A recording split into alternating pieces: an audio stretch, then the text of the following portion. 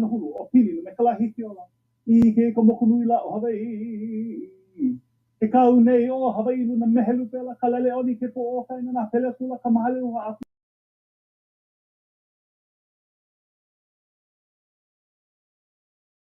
Helu ni mai, te aloha e, aloha e, aloha e. Aloha. Halawai Anai was composed by Isabella Haleala Kaidi Miller Deshe, mother of Helen Deshe Beamer.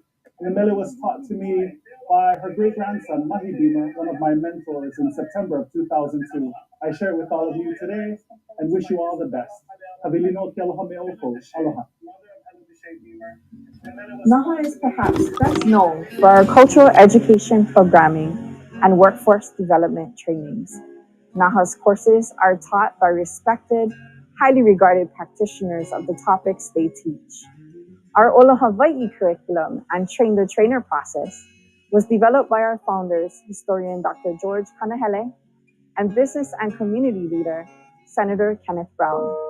The rigorous certification process ensures high quality instruction while leaving space for sensitive reflection on the topics of the day. Our target audience for our trainings have always been the visitor industry workforce, though we have discovered a much broader appetite for these topics as we moved into virtual platforms. We've had community members and visitors join us and add to the richness of these discussions. While we continue to serve our industry workforce, we are also exploring the best ways to reach beyond that. It will take all of us to shift the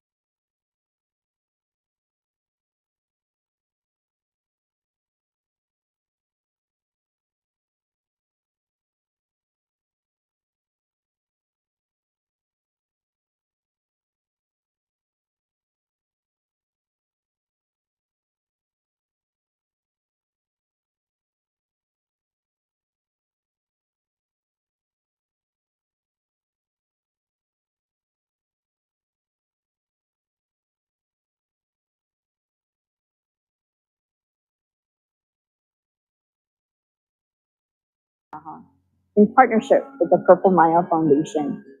Cohort members needed to have Hawaii-based and have products that showcase Hawaii in a Pono way, speaking to our collective desires towards regenerative tourism. This worked to grow opportunities for visitors to participate positively in our community and for community to contribute towards circular economy are all guided by the vision of our founders, the strategic plan of the Hawaii Tourism Authority, the priorities of community as expressed in the destination management action plans, Hawaii's sustainability goals,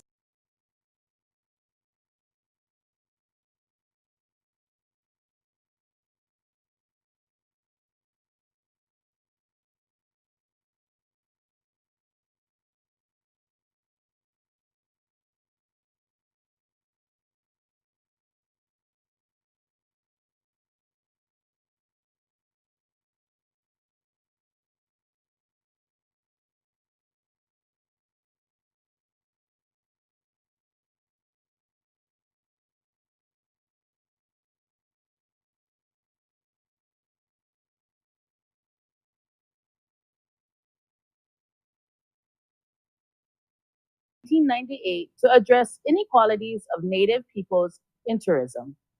Although not included in the name of the organization, Ayanta's mission does include honoring the traditions and values of the Native Hawaiian people. I am proud to say that I am on the board of directors of Ayanta, representing the Hawaii region.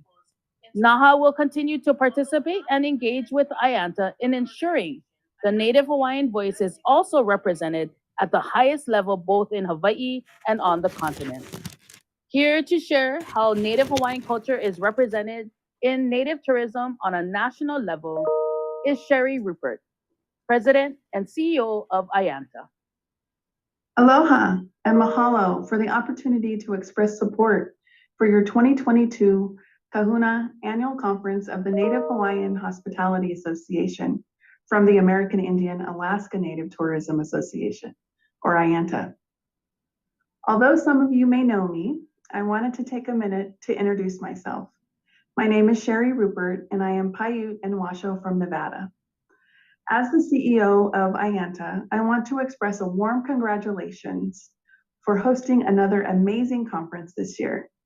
It is my understanding the conference will explore the nexus in Hawaii of community, culture, tourism, and sustainability. This conference and the work of NAHA is leading the way in building sustainable cultural tourism models that inspire the industry. Annually, Ayanta hosts tourism industry leaders, government agencies, cultural artisans, Native entrepreneurs, domestic and international tour operators, and other tourism industry professionals to talk tourism. We were honored to have participation by so many members and friends of NAHA in attendance. We were also honored to have John DeFries as a keynote speaker at our conference. We were inspired by his commitment to respect the symbiotic relationships that exist between community and culture, nature and commerce.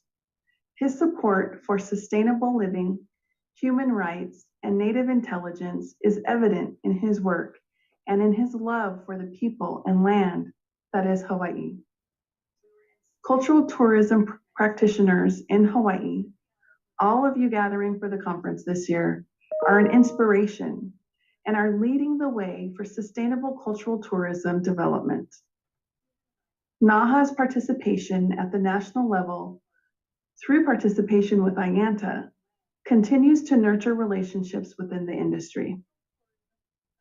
This work and engagement extends to Ayanta's leadership, with the Hawaiian region represented by Hi'ilani Shibata, as she currently serves on Ayanta's board of directors. The voice of Native Hawaiians is included in the initiatives that advance Native tourism efforts and best practices around the country. And although the impact of COVID-19 travel restrictions for Hawaii has been devastating to cultural tourism in the state, the approach to a regenerative tourism model is also presenting an opportunity to now reimagine what tourism will look like for Hawaii as we reemerge from the pandemic.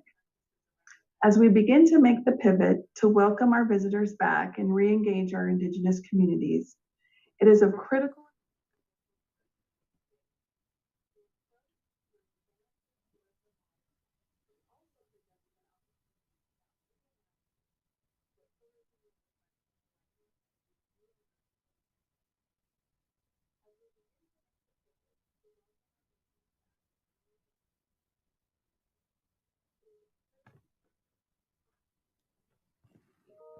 It is clear to Ayanta that NAHA brings critical capacity, knowledge, and vision for advancing cultural tourism in Hawaii, and has brought their expertise to the national stage through Ayanta to share their knowledge and inspire Native nations and Indigenous communities across the United States. At Ayanta, we know it is critical that organizations like NAHA, who represent the Native peoples of their homelands and who have the experience and cultural lens from which to make the most informed decisions that affect these communities, be supported and represented nationally. Drawing visitors back to Hawaii and other Native nations and Indigenous communities must be done respectfully and in the most culturally appropriate way to ensure better balance and a more conscious visitor experience. As the only national organization specifically dedicated to advancing cultural tourism in Native nations and Indigenous communities throughout the country, IANTA is proud to congratulate NAHA on its fourth annual Kahuna Conference. I have great hope for our collective futures and in cultural tourism development because of NAHA and other leaders in this field. As you continue to Malama, your homeland for this generation and the generations to come, know that IANTA will continue to offer our support as well. Mahalo. Mahalo to Sherry Rupert for sharing with us about the support that IANTA provides in advocating for the advancement of Native Hawaiian culture on a national level. In taking care of the place and the Native culture, it builds the foundations towards a healthy hospitality industry. Mahalo nui to all those who uplift their culture through authentic sharing as we see the travel industry as a vehicle to achieving peace around the world. Our next speaker has been with NAHA since the early years, serving as a board member and a community advocate, artist, and Native Hawaiian entrepreneur. She has been mentored by our co-founders, Dr. George Kanahele and Senator Kenny Brown, and knew them as the great advocates they were on all things Hawaiian, but also in the most human ways possible in their roles as teachers, friends, husbands, and fathers. Since the beginning, NAHA has endeavored to embody their memory and strives to continue the work they began nearly 25 years ago. Our co-founder, Dr. George Kanahele, shared mana'o about legendary and sacred spaces in his book entitled Ku Kanaka. Here he writes, no genealogical chant was possible without the mention of personal geography. No myth could be conceived without reference to a place of some kind. No family could have any standing in the community unless it had a place. No place of any significance, even the smallest, went without a name, and no history could have been made or preserved without reference, directly or indirectly, to a place. The reference to place had enormous meaning for our ancestors, and the act of stewarding the land brings with it a deep sense of kuleana, the longing for deeper understanding and connection with the land, and a reflection into the self regarding our role as Kanaka. Here to share about the perspectives of our founders, the importance of place, stewardship, and the actions of Maalama Aina is Maile Meyer, owner of Namea Hawaii. NAHA is a shared vision of not only its founders, but of their ancestors and the communities they gave voice to, Kanaka, who have always been connected to place, to Onehanau, the lands of our birth, and can speak to that connection because of the times we are in. Like breathing, it is only natural for people of place, Hawaiians, to malama, to care, protect, and learn again to be in intimate relationships with Aina, wind, rain, creatures, plants. That is our rooted belief system. All are on equal footing, all considered, all connected. Through generations of in-depth observation and pilina, Hawaiians and people who support indigenous values have created regenerative, integrated systems that include land, sea, and humanity, partners with all of the elemental and natural resources that make up a planetary ohana. This representation, this voice, is an essential role NAHA can fill in Hawaii today, especially for the visitor industry, translating the stewarding and caring of deep relationships with Honua, our living earth, setting an example of how man and nature can thrive as true partners in our changing world. Mahalo Maile Meyer for sharing about Malama being at the helm of everything we do, just as John DeFries shared with us yesterday. Malama Ku'uhome is an important part of working towards a regenerative future for Hawaii. There is still so much to do. He ali'i ka'aina he kawa ke kanaka. The land is chief, man is its servant. In this Olelo No'eau, we express our relationship with the land and the aspect of stewardship expressed in the roles and relationships we play. Achieving true sustainability will result from a collaboration between community, culture, and a responsible economy. Achieving the regenerative means each must support one another in order to create the conditions for all to flourish. Regenerative tourism, in its roots in Dr. Kanahele's guest host place model, for so long it's been all about the guest. And as a result, the host and the place have suffered, but in the regenerative model, host and place are the supermajority. Focusing on community and places provides opportunities to thrive and, when appropriate, to utilize the guests to do so. In this next panel, we will discuss the curation, cultivation, and management of our natural resources.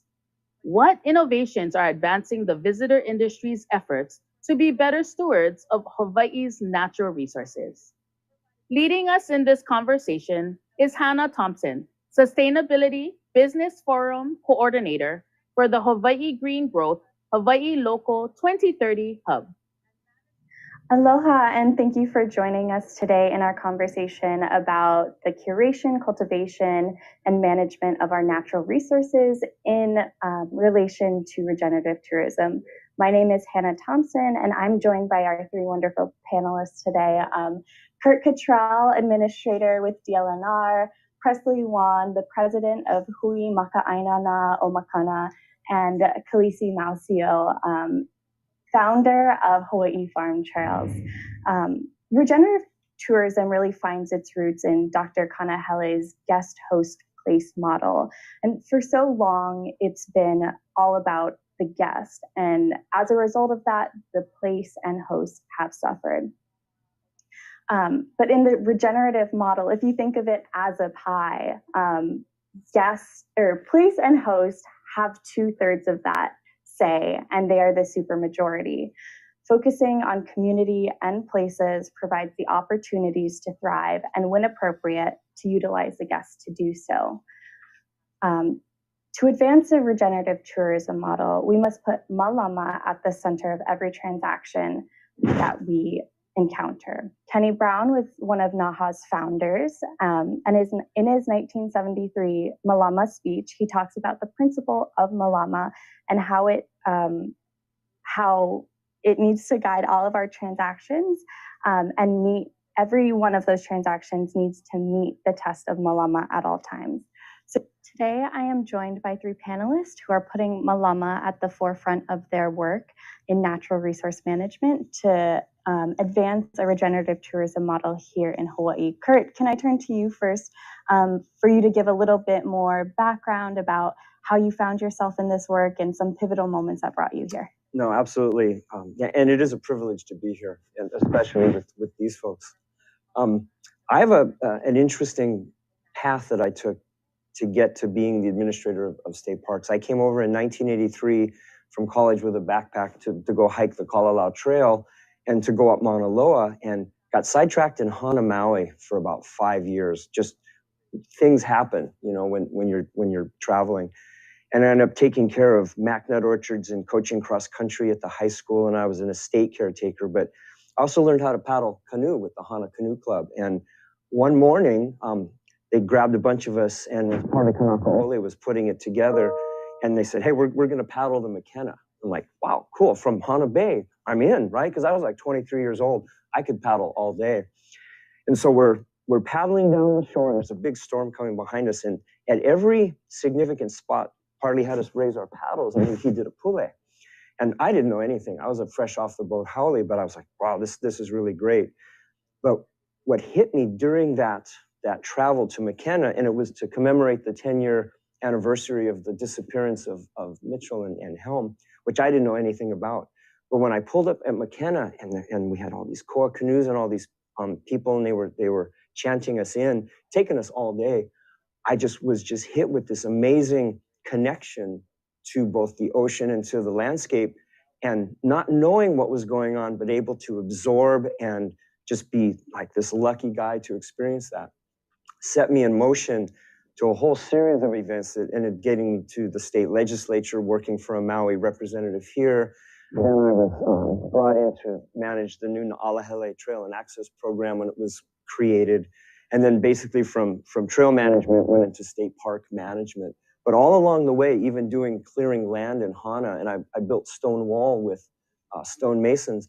My foundation, I was so lucky. I was given this foundation of just working the landscape from the ground. And I've been able to carry that with me all the way up to now being an administrator. So instead of dirt trails, I make paper trails, but that foundation is still there.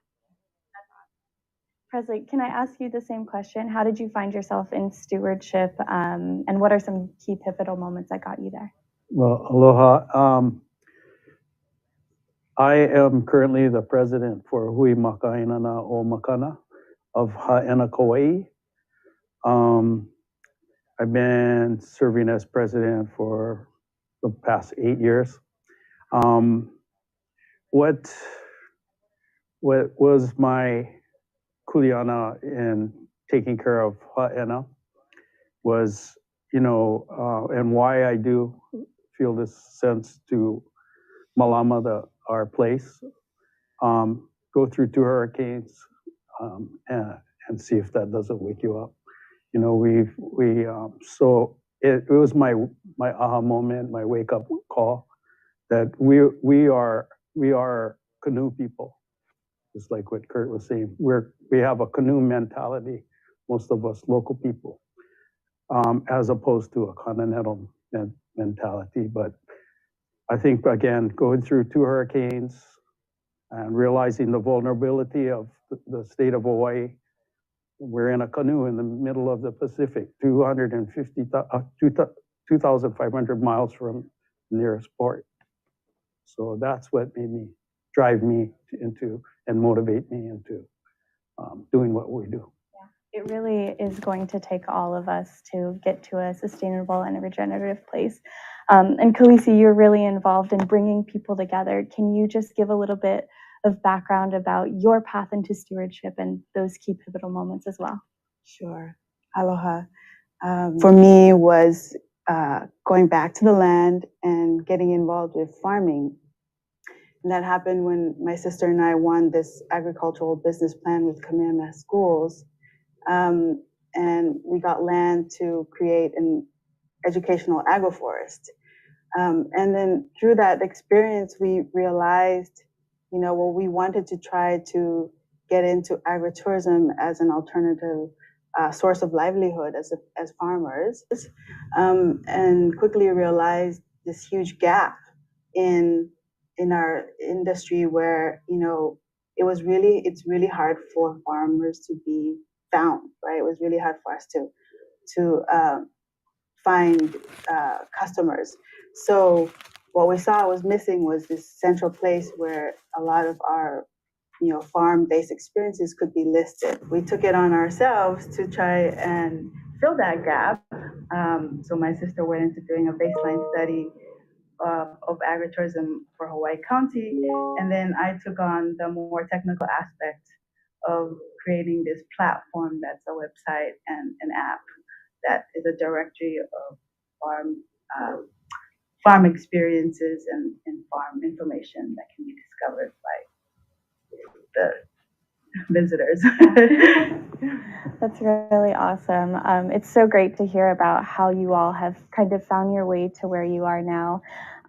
Kurt, you said you've been working with the state in DLNR and have been really behind the state reservation systems for the parks. Can you tell us about the most recent one that was put in place, and how that's informing and managing over tourism? Well, it's interesting. The reservation system model started at Ha'ena after we had what I call the atmospheric pandemic of the floods of 2018.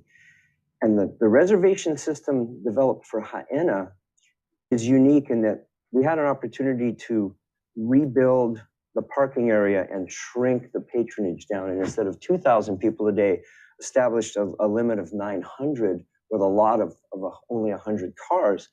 But the reason we did that is because the Hanalei Initiative was developing a shuttle system, and the whole goal was to get all those cars off the road and try to compress that impact on Wainiha and Haena there's people that grew up in Haena, all they knew were cars, right, and tourists, right?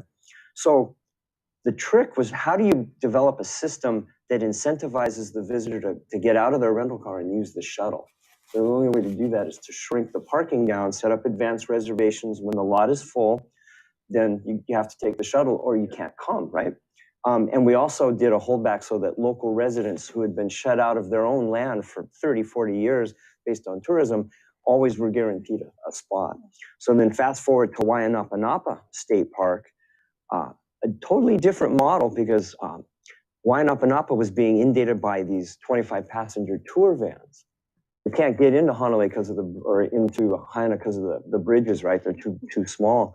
But so the Hana Highway was just getting hammered, and our park was just getting consumed by visitors in these 25-passenger vans plus the independent travelers. So again, set limits, set up a place and portal for the PUC tour guys to reserve and go, and then where the people can park. And the little black sand beach at Wainapanapa was inundated with people. We've been able to start to remove that impact.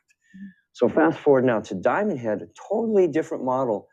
For Haena and Wainapanapa, our goal was to reduce impact on the resource and the community, because they're almost identical. The Hana community and the Haena, same dynamic of just too many people going to a little park unit. So Diamond Head, it's an urbanized, park setting, but there are impacts on the residential area around as visitors try to find parking.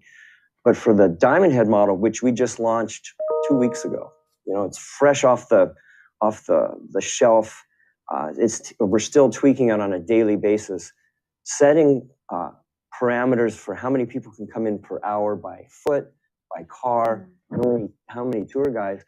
The difference with that one, though, is the resource can handle. It was a quality issue. In 2019, during Christmas holidays, we had 6,000 people in one day at Diamond Head. And that's not an experience that any of us want to, have anybody, do when they come visit, or even locals weren't even going, right? So that model is to reduce patronage, and instead of everybody coming in the morning, stretch them out into the afternoon when it gets quieter. And everybody thinks it's super hot, but it really isn't, because the trades are usually blowing. So Haena, Wainapanapa, and Diamond Head are three distinctly different types of reservation systems. Our biggest hurdle at this point is getting the word out to the visitors. We've been turning a lot of visitors away who just don't know that they need reservations. And I was on site explaining this to them. I said, look, and some of them get a little hoo-hoo because they just came all the way to go Diamond Head. I said, we used to be an all-you-could-eat cafeteria, and we used to give our stuff away for little cost. Well, during the pandemic, we raised our rates, and we're reducing patronage. So I said, we're more of like a higher class type of experience, but the quality is going to go up, and the visitor and the residents' experience will go up. We're hoping, because regenerative tourism isn't just dealing with visitors, it's getting our local residents a place at the table as well, where they've been shut out for years because of over-tourism. Yeah, that's so important. Yeah. Yeah, and it's also interesting that there's not one solution. It's not a one-size-fits-all. You really have to tailor it to what the community needs and what that place needs. Absolutely. Yeah. No, you have to look at the patronage, the modes of transportation, what the attraction is. At Haena, it's KA and Kalalauan, and going on the trail at Wainapanapa, it's purely the beach, and it's a whistle stop on the way to go, out to Ohio Gulch or whatever. And Diamond Head is just one of those bucket list ones. But we've calculated, we know how long it takes to hike and come back down. But each park requires a different method of how you approach it based on what you're trying to protect and enhance. Yeah. Well, Presley, you've seen tourism before and after at Haena. Can you tell us a little bit more about your relationship with that place and the tipping point for the community? Question.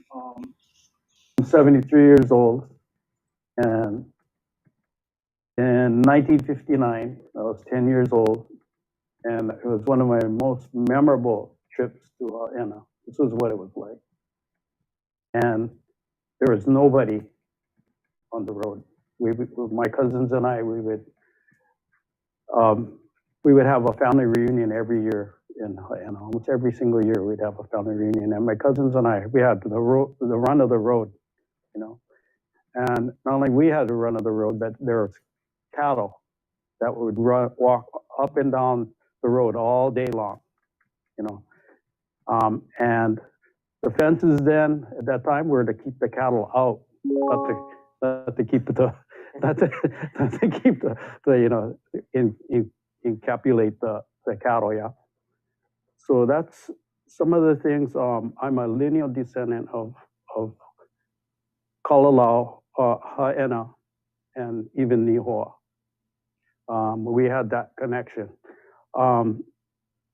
It was a wonderful time growing up then, and then fast forward to 40 years later, 1999. A group of like we organized with the help of Chipper Wickman, was been a really instrumental in protecting a lot of our natural resources in Haena and elsewhere. But and Dr. Carlos Andrade, and also one of our kapuna, Uncle Tommy Hashimoto, they had this vision that we got to do something. And this is 1999. We were probably starting to get about 2,000 visitors a day, you know, and it was starting to, as Chipper Wickman would say, you know, it was starting to get loved to death. Yeah. So we knew at that point we had to do something there. It was the invasive 90%, 90+% of everything that took over the archaeological agricultural complex that is known as Limuhuli, was getting overgrown by invasive trees, you know, and destroying all the hard work of our kapuna. Some of those lo'i, like Kurt said, you know, 800 to 1,000 years old, you know. And so we decided at that point we're gonna, you know, we as a community, because we're gonna start taking care of our place better. There were cars starting to park all up and down the roads, and it was affecting the way of life of the people of Haena. And if you put it this way, you know, just wherever you live, how would you like it if all of a sudden a couple of hundred cars start showing up in your neighborhood and people walking in front of your place 7 days a week? How would you feel? And nobody told you, nobody asked you. So that's where the community was in 1999. And with this formation of the Hui, we were able to work in collaboration with the state parks and Department of Land and Natural Resources. And at first, initially, especially with state parks, we've had a really good relationship with them. So they were allowed us to, you know, okay, you guys are not a flaky group, you know, this is a, you know, recognized group. There's people from the community that are strong members of the community. You know, we got recognized as a group, so they kind of turned us loose there in the Loy, so we were able to clear up that place. So yeah, and it's so weird to say we allowed you, because I don't think it's our place to allow you. I think we empowered you guys. Yeah. So, did I kind of answer your question? Yes, you did. That was great. Yeah. And speaking of like mobilizing and the process of changing norms and finding solutions, Khaleesi, as someone who's involved in the very grassroots level of stewardship, what are some of the challenges that you face relating to changing laws and land policy for agritourism, and how do you advocate for this balance between the two? Sure. Well, I think, you know, in terms of stewardship, farming and farmers, we're already by default stewards. We're on the land and we're taking care of it. Some better than others, but definitely a lot better than the last 100 years of what's been happening with our sugarcane industry. But as an enterprise with Hawaii Farm Trails, part of our mission is really to try to direct our visitors out to the farms as a way to take off the pressure on our natural and our cultural hotspots, like places like Haena, right? So to a place where they're set up to receive them and provide economic benefit to the farmers. At a policy level, I mean, there's a lot that needs to be changed when it comes to legislation about agritourism. Changes could be made to make state and county laws a lot more consistent with each other, and then among the counties as well. So, like, one example is hospitality on farms. Things like homestays and food service, like restaurants or feeding people, are not allowed in Hawaii County, but they are in Maui. So there's inconsistencies there. There's the permitting and planning process. There's confusion. There needs to be a demystifying, of that process. And right now, there are barriers that prevent some of our smaller farmers from just getting in there.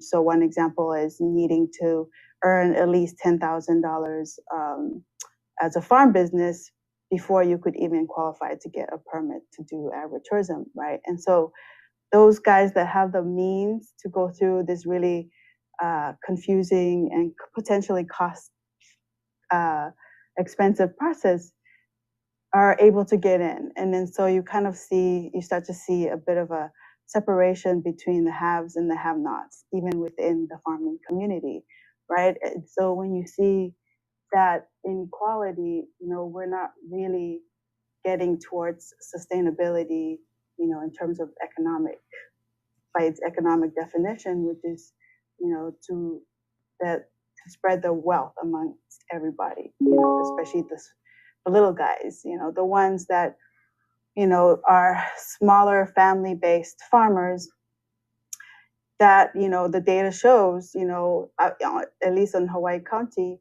up to 60% earn less than $10,000 from farming, right? So we see this real inequality and disparity that can be quite discouraging for the smaller farmers, which is the ones that we try to help, build up their capacity. And I think that, this kind of poses the perception especially to the younger folks who want to farm, that farming can be difficult, and it's not lucrative. And so, yeah, those are just some of the challenges that we are uncovering, as being part of this at the ground level. That gets towards, the heart of regenerative tourism, right, which is to benefit all and that all can gain wealth from it. Yeah. And that goes back to my previous comments about when is it appropriate to utilize a guest to create benefits for the host and the place. And I think agritourism really is an example of how we might better achieve that. And I wanted to say too that, part of the permitting process, right, at least for farms, is that we are able to manage this activity better, right? Yeah.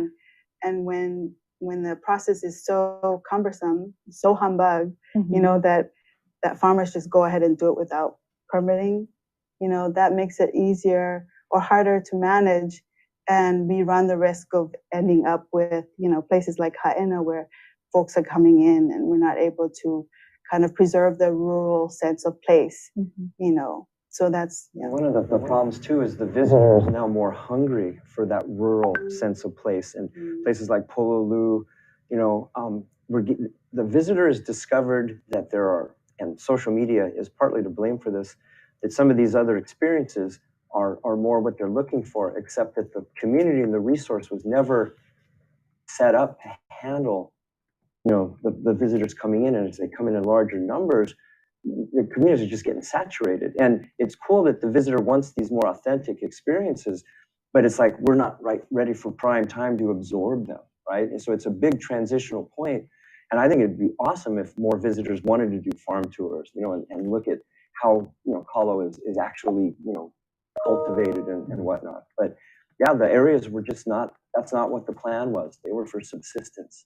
And now we're trying to integrate it. And the visitors, it's like we're racing the visitor to try to set up process before they come back in large numbers.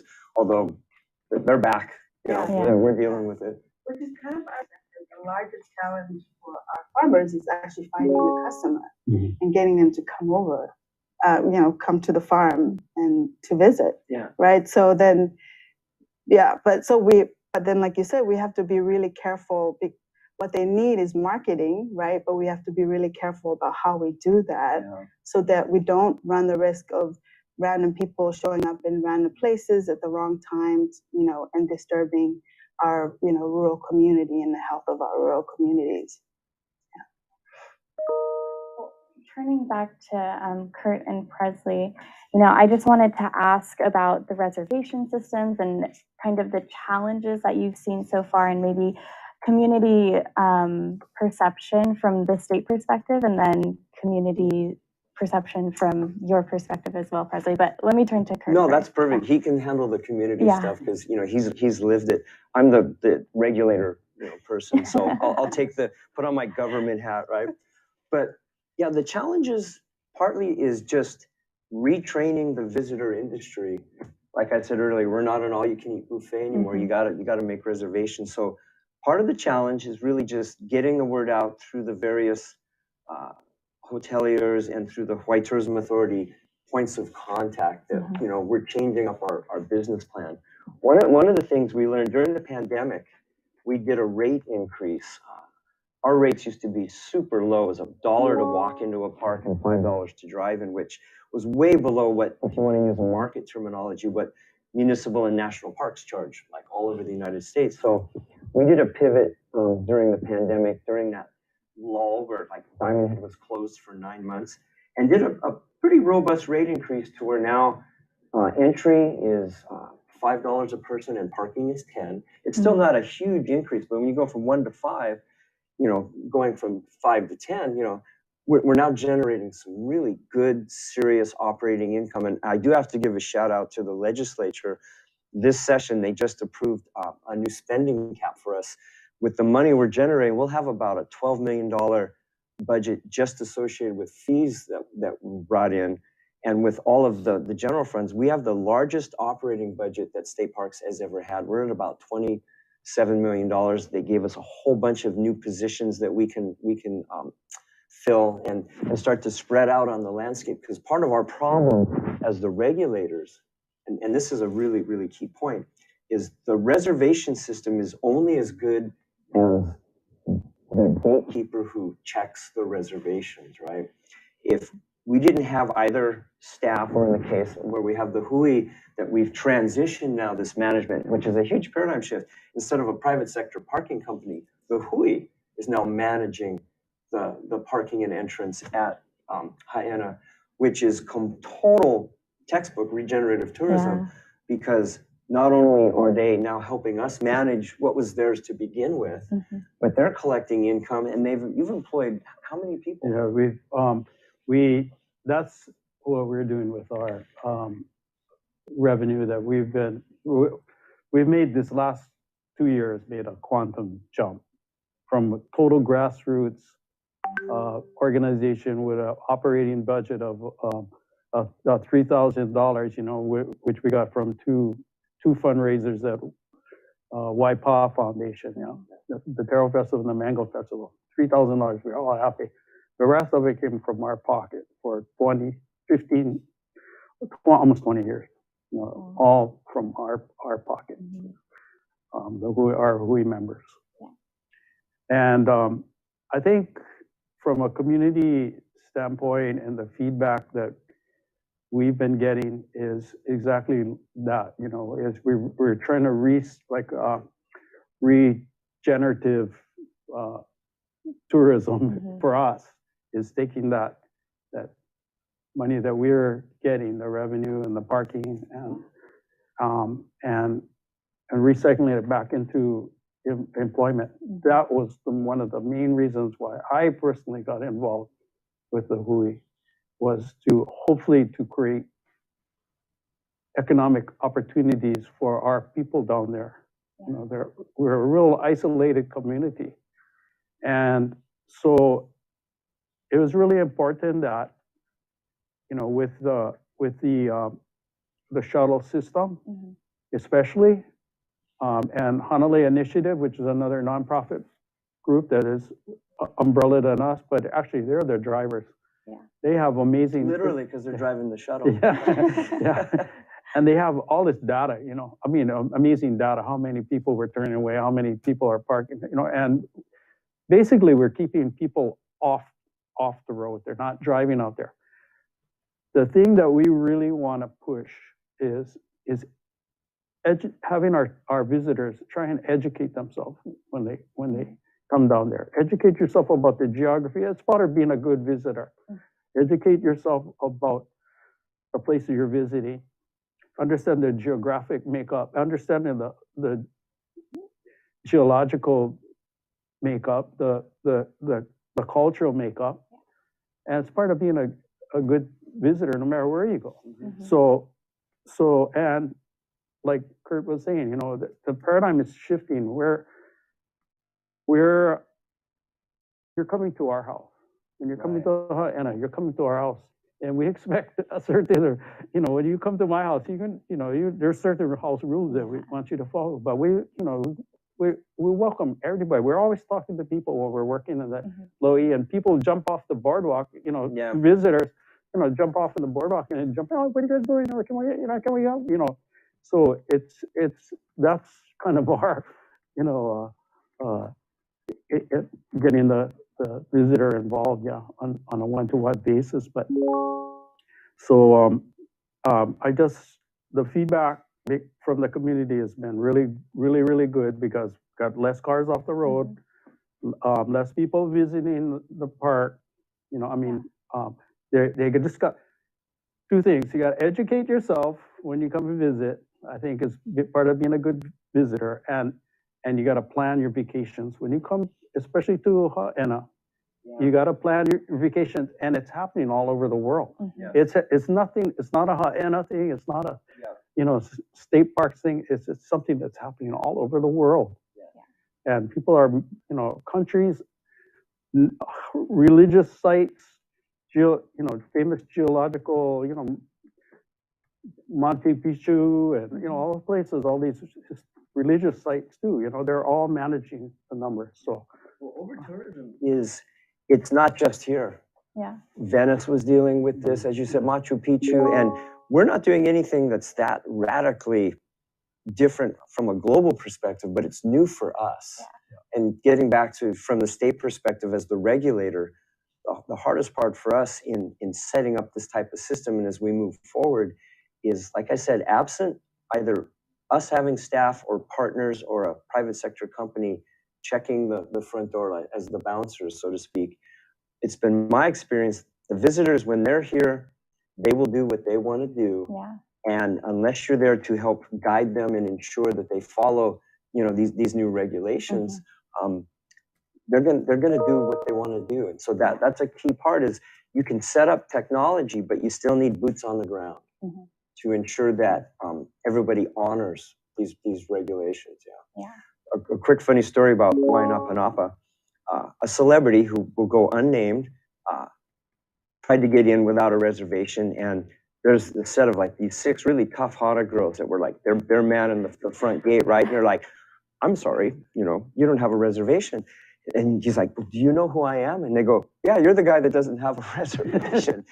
So anyway, without saying his name, it was a titanic failure for him to get in to the park, and that's all I'm going to say. So, you know, everybody's trying to get a piece of, you know, that are kind to get in. Yeah. Yeah. Khaleesi, we've been talking about how the reservation system has been able to create a regenerative tourism model at Haena, and I was just wondering about some of the innovations that you are doing at Hawaii Farm Trails to advance that as well. Sure. Yeah, so at Hawaii Farm Trails, we're really a hui of farmers. There's over 200 in that system, and that's just barely scratching the surface. There's over 4,000 farmers in the state. So you're just by default, you're seeing that 1 out of 40 are making it onto the platform where they actually are participating and benefiting from tourism. But then we have all these other smaller farms who are just trying to get to the point where they are viable farm agricultural businesses before even entering into hosting, right? So one of the things that we've done, one of the projects that we run is Project Kanu, which is a food tree planting project. And what that really is meant to do is to leverage our tourism dollars and bring it down to the farmer level and help them with their establishment costs in terms of just production. So basically what it is a visitor or any individual or business can sponsor trees, food trees, and seedlings, and these go to the farmers for free, and it offsets their cost of just establishing, which is something we faced ourselves when we were establishing our Ulu agroforest. It was really expensive to get really great quality seedlings that's going to help us at a commercial level. At the same time, they're benefiting from the harvests from those crops, and then also environmentally, it's stabilizing and regenerating their soil. So it's regeneration, at the farm level, and so we're really excited. We're looking to partner with what I call like the gatekeepers, the ones that the transportation, the accommodation stakeholders that every visitor comes through, and they kind of hold that ability to transfer some of these costs to the guests, in a way that is efficient, that once they use our service, we're able to get that down directly to the farmer and help them establish their businesses, all without even having to have an on-farm experience. So we're able to scale and impact a lot more farm businesses that way, and then and then also provide an experience for the visitor through education, right? And communicating the impact that their dollar can affect at the ground level with the farmers and helping with Hawaii's food security issues. Before you were talking a little bit about how the barriers to entry into agritourism are kind of high and you have to meet that $10,000 threshold. Can you explain a little bit more about what Hawaii Farm Trails is doing as a hui to kind of address that and help farmers to get to that level as well? Yes, sure. I mean, I think there's a great benefit in having one platform where you can hui up and then just show your presence, right? That here we are, we're here and we're part of the solution, right? We can take the overflow from Haena and it's needed, and we're just redirecting that, and again, regeneratively benefiting everybody in that sense. So that is one way of helping promotion, promotionally, like for farms to get more business from our visitors, they need to be seen and heard. So we help with that through different ways, like, promoting their experiences, by creating a marketplace for their locally grown and crafted goods. Yeah. And I guess as we're wrapping up, I have one final question for you all. Sometimes transforming systems and landscape, especially in natural resource management, it seems slow. When it feels like that for you, what gives you hope and inspiration to keep on going? That's a great question. I'll use a canoe metaphor because that's been kind of our theme. So in my career, I spent about 31 years at DLNR. I started in middle school, by the way. No. And I feel like, particularly at state parks, I've been steering a canoe in really tough water. I've been short paddlers. Canvas is ripped and one of my paddlers is bailing. And as I'm steering, I'm watching the rigging come loose. So it's like I've been trying to re-rig the canoe and keep things going forward at the same time, while the spectators on the side are going, go faster, because they just don't see the Yaku and the Ama unraveling in terms of the metaphor of government, right? So what gives me hope, and like I was just saying, we are the least staffed state park system in the United States. Up until this year, we had 128 people total. That includes me at the desk, right? Alaska has 160, and then you go to places like Nebraska, and they have like 800 staffers, right? So this new influx of staff that the legislature has provided us, plus the recognition that we can kind of control our own destiny, spending our income, which now finally has reached a threshold where State Park has been kind of just holding our own, and my staff, I give so much credit to the Big Island superintendents, just trying to fix leaky bathrooms and, potholes and empty the rubbish. But with this recognition now from the legislature and even the tourism industry that we need to reinvest into our natural and cultural capital. And I think what gives me hope is partly the fact that, we have generational families at Haena that are now employed by the visitor based on these fees that we're charging, as we're doing it in Hana.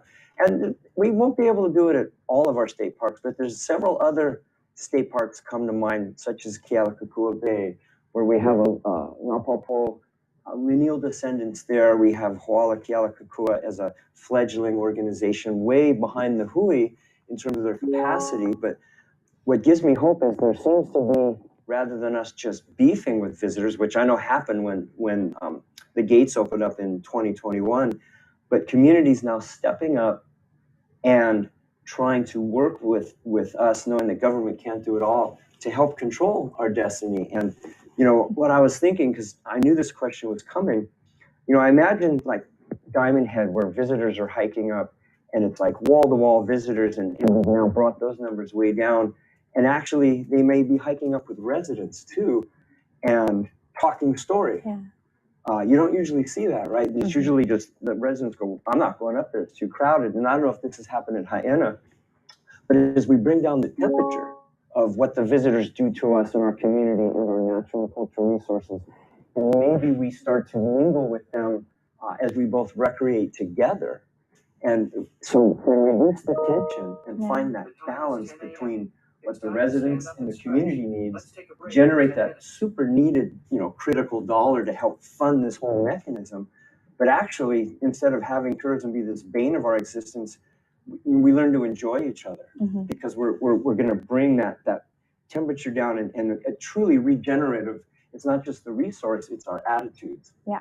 And as you said, there's rules when you come into the house, and we got to, these systems we're developing help set up those rules better, rather than just the free for all, that we're used to. And so it's a race. I'm desperately trying to keep the canoe on course. We got new paddlers coming in. It looks promising. It looks really awesome. Promising. Yeah, that's great. Presley, can I turn to you? Yeah, I think given what Kurt said, and it's community managed areas are it's happening all over the world, and community-based management, natural resource management. I think given the the constraints that Kurt has brought up, I think communities got to step up. That's the only, happy community, happy life. I just made that up.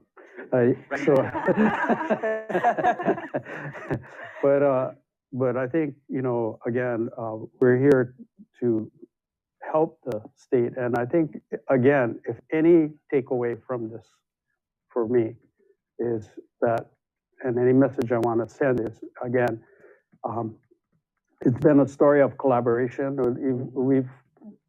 We've gotten a little bit of notoriety, for our innovation, but to me, it's just doing what seems natural to want to take care of a place, no matter what place you love a place.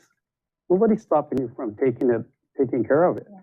And we've had a wonderful relationship with the state of Hawaii, and being a product of the 60s and 70s. There was a time I probably would have choked saying that, but it's been a really wonderful experience. They're there. We're here to help. Where it's a partnership. It is, and, totally. And not only that, there's other funding assistance that's been funders like and organizers like KUA that is a wonderful organization, and it's about a story of collaboration, and my biggest motivation is every morning I start off with my mopuna, the youngest one, and that's my motivation. And just leave the place a better place than when you go. Anyway, sorry. No, that's so important. Yeah, I think thinking about the next generation and how we can leave it better for them. That's why we're doing this. Yeah. Really. Yeah. And Khaleesi, can I turn to you? Sure. I mean, I'd say the same. My children inspire me to keep going in this fight for the farmers. We have Pacific Island heritage, and in the next few decades, some of our Pacific Islands are going underwater. And so I believe that farmers are a big part of that solution, and by building their capacity, we're just making sure we are all resilient in the face of all of that, right? So that inspires me to keep going and, keep fighting the good fight. Well, thank you all for the amazing work that you're doing to make our natural resources more resilient and preserving them for generations to come. It's been really great talking with you all and getting to learn from you. Mahalo. Mahalo. Yeah. It's been an honor. Now I'm hungry. I'm ready for some ulu. Yeah.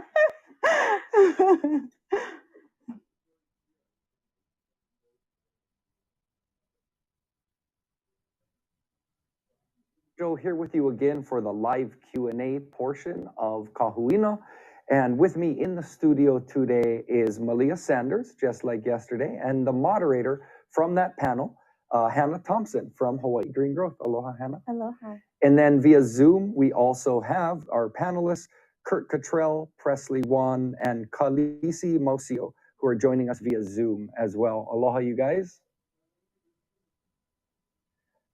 Right on. So we've got a bunch of questions coming in. For those of you on Zoom, please know that you can enter your questions into the chat function, and then we will get them, load them up, and we're going to try and answer as many as possible within the next 15 minutes. But the first one, because there's been a bunch of questions and comments about it, is for you, Kurt. Nice to see you. People have been wondering what happens with the increase in revenue generated by the state parks. Do we reinvest in that specific state park? Does it go into a general fund, or does it benefit those communities, or does it fall into like the bigger bank? Good question. We get asked that quite a bit, and I'll go quick because 15 minutes. That's tight. I know there's a lot of questions. The revenue we generate goes right back into our state park special fund to reinvest directly into our state park units. We don't set it up where each park that generates income, that money goes 100% back into that park, because we're a statewide system, and we have a lot of parks that will never be able to generate that kind of revenue for reinvestment. But being in the bottom 5 of funding in the United States for decades, we're just trying to catch up on all of our deferred maintenance. There's a lot that needs to be fixed that we just haven't been able to get to. So quick answer, the money goes right back into the state park system. Certain parks more than others will see the benefit of the income based on what's breaking down more rapidly in terms of infrastructure and where the work needs to go. Right on. Thank you, Kurt, for that. Question number 2, we're going to go Khaleesi first, and then we'll go to Hannah. But it's really just sort of a broad question about agrotourism. What is agrotourism? Why is it unique? And how can we, engage the farmer in changing the visitor experience? Khaleesi. Sure. Well, so agritourism, not agrotourism, although we do have that too, according to Kurt. Agritourism is basically, experiences on a farm. It's very broad.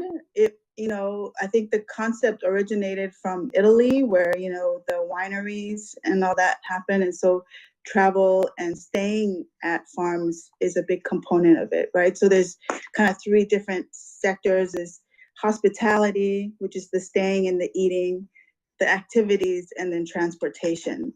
So that encompasses agritourism as it relates to a farm.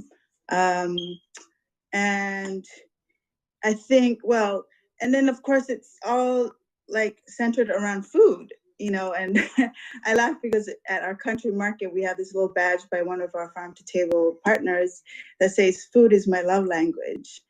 And I think everybody can relate to it. I think it's this common love language that we all have. So when a visitor is able to come and participate with that on the farm, it's just a much more meaningful connection. And through education, we are able to tell them the whole story about Hawaii as it relates to food, the culture of farming. So it can be very, very transformative at that level when you're on the farm and your hands are in it. But the best way of knowing that is when we see repeat customers come back for it, because we know then it really impacted them at a deeper level. They have a better understanding of the care that goes into food, and then also the issues that we have here in Hawaii with sustainability and food security. Wow, that's great. And I guess I'm going to ask the follow-up question: how many, what percentage of our repeat visitors do you think, for you? I mean, that's a good question. I'd have to ask my sister. She knows that statistic better than me. I'm not sure exactly. Maybe, I don't want to throw out any numbers. But that is the demographic that we try to target. The repeat visitors, both at a state level, but also for us as farmers. Awesome. Yeah. Okay. Thank you. We're gonna find out. We're gonna find out from your sister. Hannah. Yeah, I mean, Khaleesi really covered it, but what agritourism essentially can do for local farmers is inviting folks to their farm and using the visitor as a mechanism for sustaining local food production. Very short answer. Yeah. That's good. Yeah. Okay. We've got another question coming in. It's being typed right now. So we're gonna, let's see. Okay, I'm not sure who this is coming from in Zoom, but the question is, what kind of advice do you have to get other communities, so communities that are currently not involved, whether that's individuals, families, or entire communities, what advice do we have to get them involved in natural resource management and positively affecting our communities? And we kind of spoke to this yesterday. It's so easy to jump on social media and comment without finding, a productive means of contribution. So maybe we can I'd love to go around. I think all of you would have some good things. What do you see as getting involved? Because we all know sometimes the squeaky wheel gets the grease, and so people that complain, their issues get dealt with. But what what's the process for you guys? And Presley, we haven't heard from you yet. I'd love to start with you. Yeah. Well, the answer that comes to my mind, and one of the solutions is I was at my friend's house one day, and we were talking a serious subject, and over a couple of frosties, and he said, we were talking about some pretty heavy stuff, and he goes, Presley, there's two kind of people in the world. There's the doers and the talkers. Who are you gonna be? So, you got to do it. You just got to do it. You just got to organize yourself. I don't know about social media. That's out of my realm, but it was just the community itself that organized itself. And to have any kind of success, it's got to be, no matter what. We do a lot of work with a lot of scientific communities, a lot of all kind of different entities that are interested in what we're doing in Haena, but it all comes back down to that same question: what do you attribute your successful to? And it's the community. You got to organize yourself, and there's no way around it than communication and just having a conversation with your neighbor and organizing. So that's my simple answer. Kurt, I'm going to go to you next, because sometimes people feel really hesitant about reaching out to governmental agencies, calling them up. They just don't know what to do, right? There's a barrier there, right? But can they do that? How do they do that? How can people get involved in that way with the state parks? Good segue. And Presley, you forgot to mention that it takes a couple of frosties during the discussion when you're doing the community building. But there's two ways, and I understand we're intimidating as government. People don't understand how to, difference between state, county, and federal sometimes. But the quick answer for the Haena model, unfortunately, it requires a little bit of legal background creativity, like a 501c3. We can't just do any kind with a community group and where there's large sums of money. We have this fiduciary and legal responsibility. The community group has to form some kind of a legal entity, like they've done at Haena, where they redid their 501c3 bylaws to go from terolo'i, cultivation and restoration, to also visitor management, right? So that their nonprofit matches the mission. Now, we have about 30 curatorships throughout the state where people can just come and help us. And we always encourage community groups that want to go and help us restore the Aina or the feature or wherever that's in their community. That's easy. That's a 5-year agreement. We go to our land board, we bang it out. Insurance is usually involved, but those are the two pathways. Form a 501c3, incorporate, especially if money is going to move through the system. Then there has to be a good set of checks and balances. And then in regards to just stewardship, just approach us. We're easy to get to at state parks. If you have a group of people and you want to go out and just go provide stewardship, that's the easy part. Khaleesi, any thoughts on that? On how to be involved with? Yeah, how to be involved. I mean, obviously you are, but if you don't have advice for other people, just how did you get involved? What was the spark? Oh yeah, I mean, as a farmer, we're living it. Our challenges. I understand the challenges firsthand. Farming myself, I mean, like just being able to afford seedlings, being able to fence my farm, there's these financial challenges that farmers have to face, and it's much more difficult to overcome when you're at a small scale level, which the majority of farms in Hawaii are. But besides the need to market themselves, which is a really big need for farmers, it's really expensive to market yourself to the tourism industry. And so farmers, but also small businesses, really suffer because they cannot be on that bring themselves to the table like everybody else who's able to afford marketing themselves. But second to that is labor for the farmers. You know, they need that help because labor is one of the highest costs to generate food on the farm. And so the ability to have that agritourism that allows for farm stays, you know, this is also like a legislative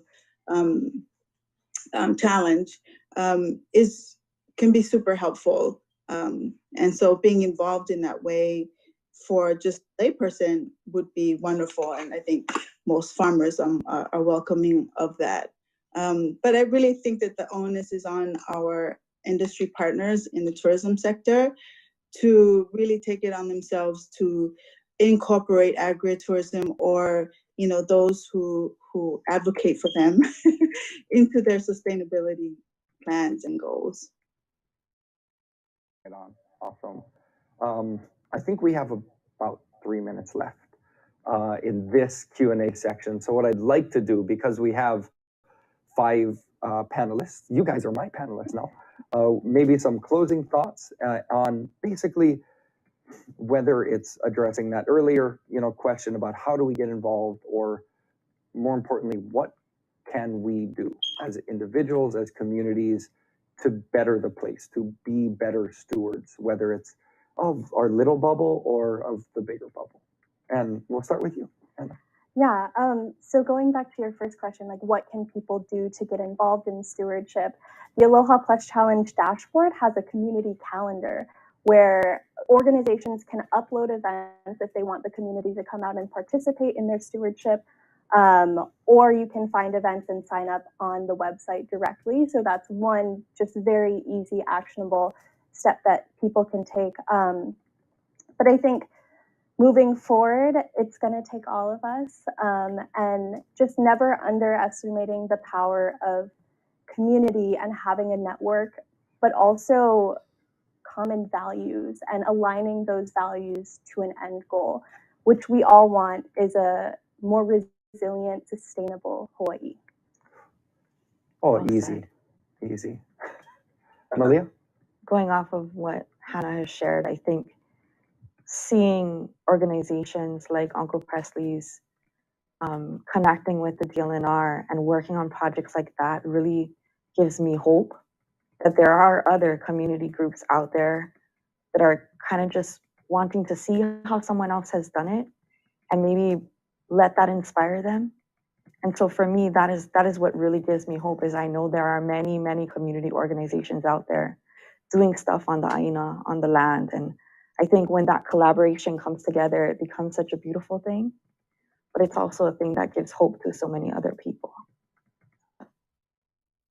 Mahalo. And then I'm going to pass it back. And I like the order we had there, but we're going to go reverse this time. So any closing thoughts on, you know, how to get involved, what we can do to be better stewards from Khaleesi, Kurt, and Uncle Presley? Anything left? Sure. I mean, you know, I think there was a question that was posed there about how about the farmers who don't necessarily want to engage in tourism, but they should be able to share in the wealth equitably. That's what is the basis for sustainability. I think that, I mean, that's how we try to address that with our Project Kanu. That's what it's called. And it's a way to just get that financial help down directly to the farmer, even if they don't want to engage in direct tourism activities. So in the end, they are also able to share the wealth from our tourism industry.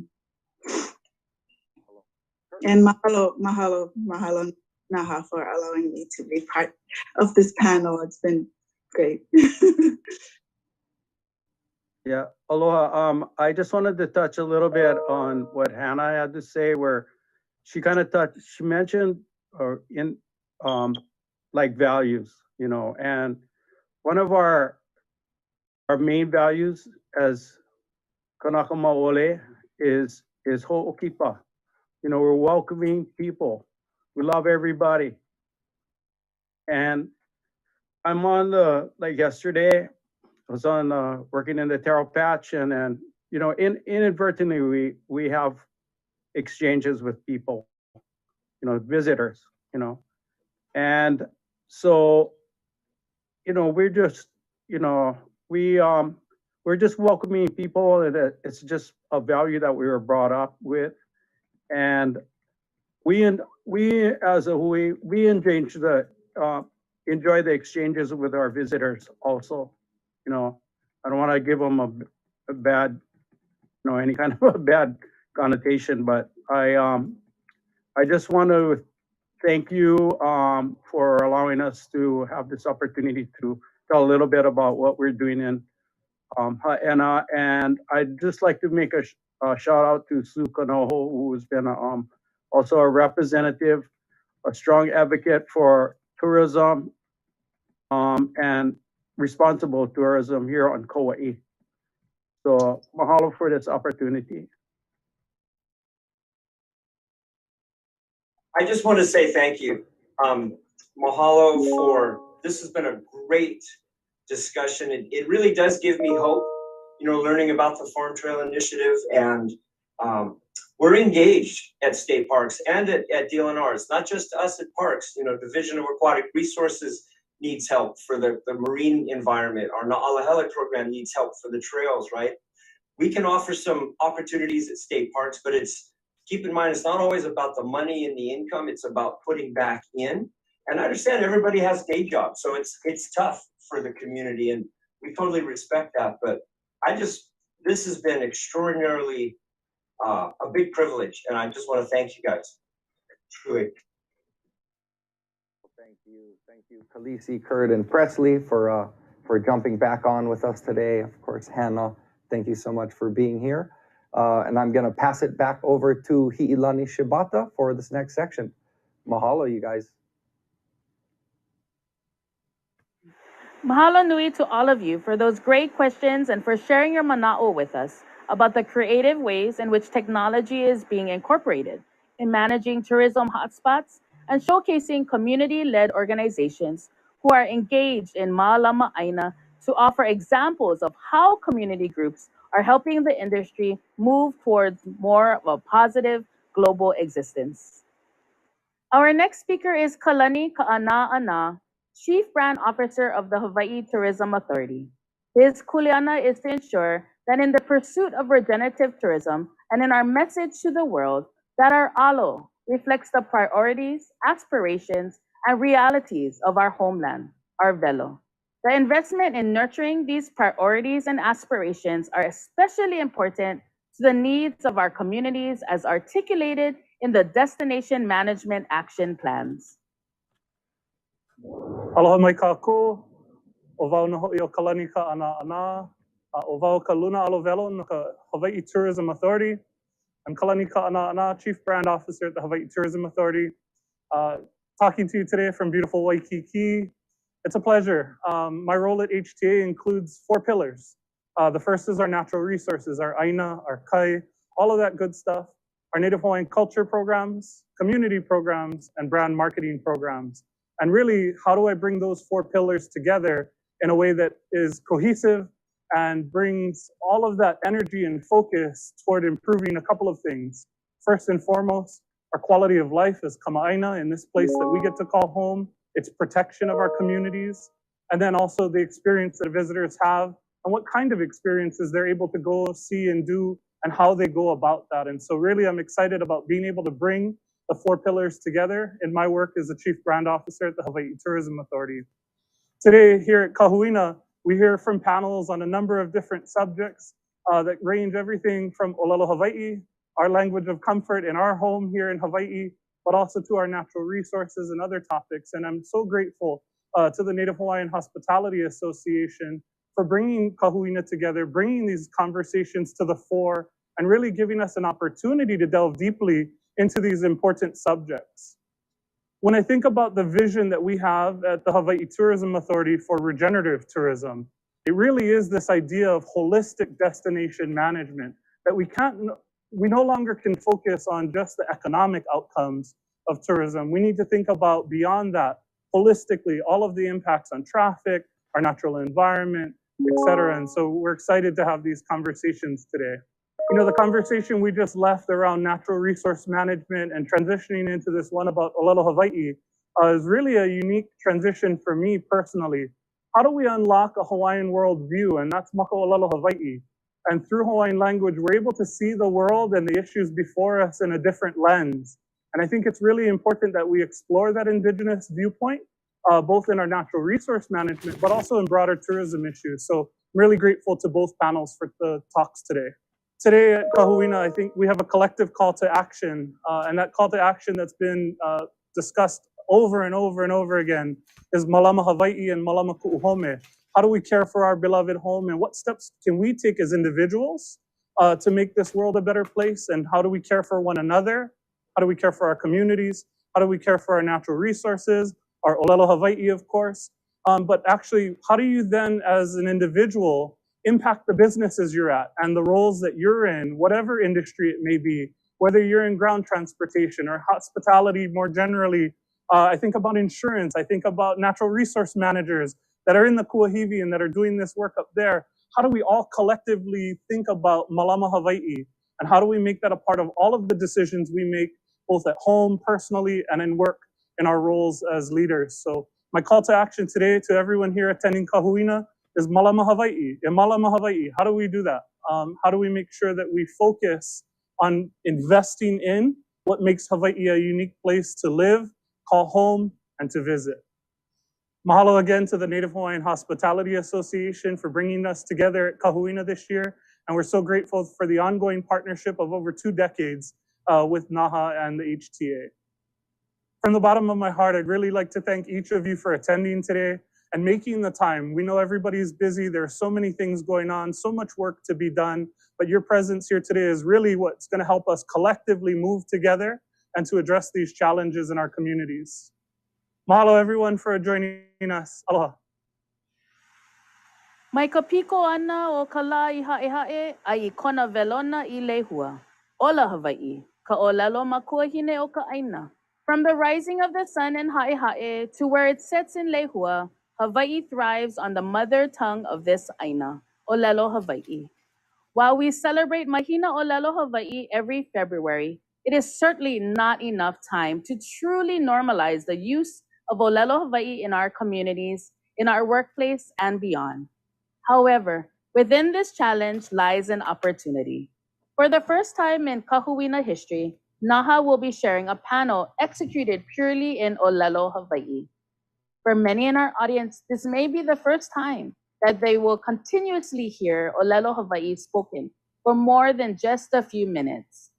For NAHA, the resilience of our language is also intrinsically tied to its use in the visitor industry, and therefore, we have undertaken this panel in its purest form.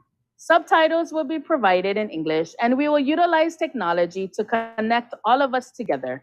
Our language truly lives when we insist on speaking continuously and ask for your kokua to further our efforts towards the normalization of the Hawaiian language.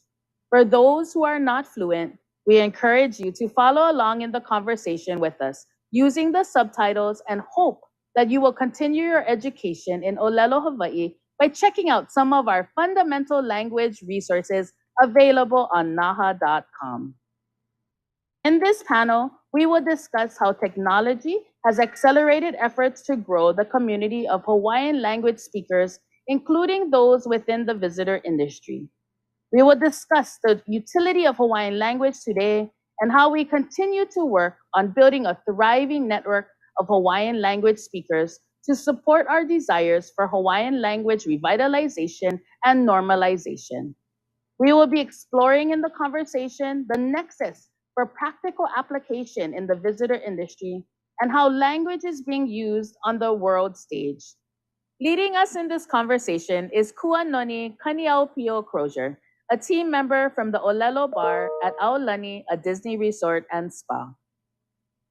Pilina aloha mai kākou, mai ka lā puka I hae a velo I ka mole ole wole hua, aloha nui loa kākou. Ua uno o Kuanoni Kaniaupio Crozier, he haumana Olelo Hawaii wau, mai ka punana leo, nā kula kaya puni a hiki hoi ke kula nui o Hawaii ma manoa, ma lalo ka malu o ka waihu e lani. I ke manawa hana wau ma ka hokele o Aulani, ma ka moku o hono uli uli, ma ka lumi olelo. I keia la eia wau I helu moa nei I ka lai o ka uluniu. E kama ilio ana me keia mau loea o ka enehana a me ka olelo Hawaii. E wala au no ka hoʻokuluma I ana o ka olelo Hawaii ma ka pae aina nei. Nui koʻu hauʻoli keia la e hoʻolauna mai I keia wahine, ui, a olu hoʻi e noho mai nei ma koʻu ao. He luna hope no Awaia ulu, yeah? He haumana o ka olelo Hawaii. Ai keia manawa he kumu, yeah? Ma ke kula kiʻekiʻe o Molokaʻi, yeah?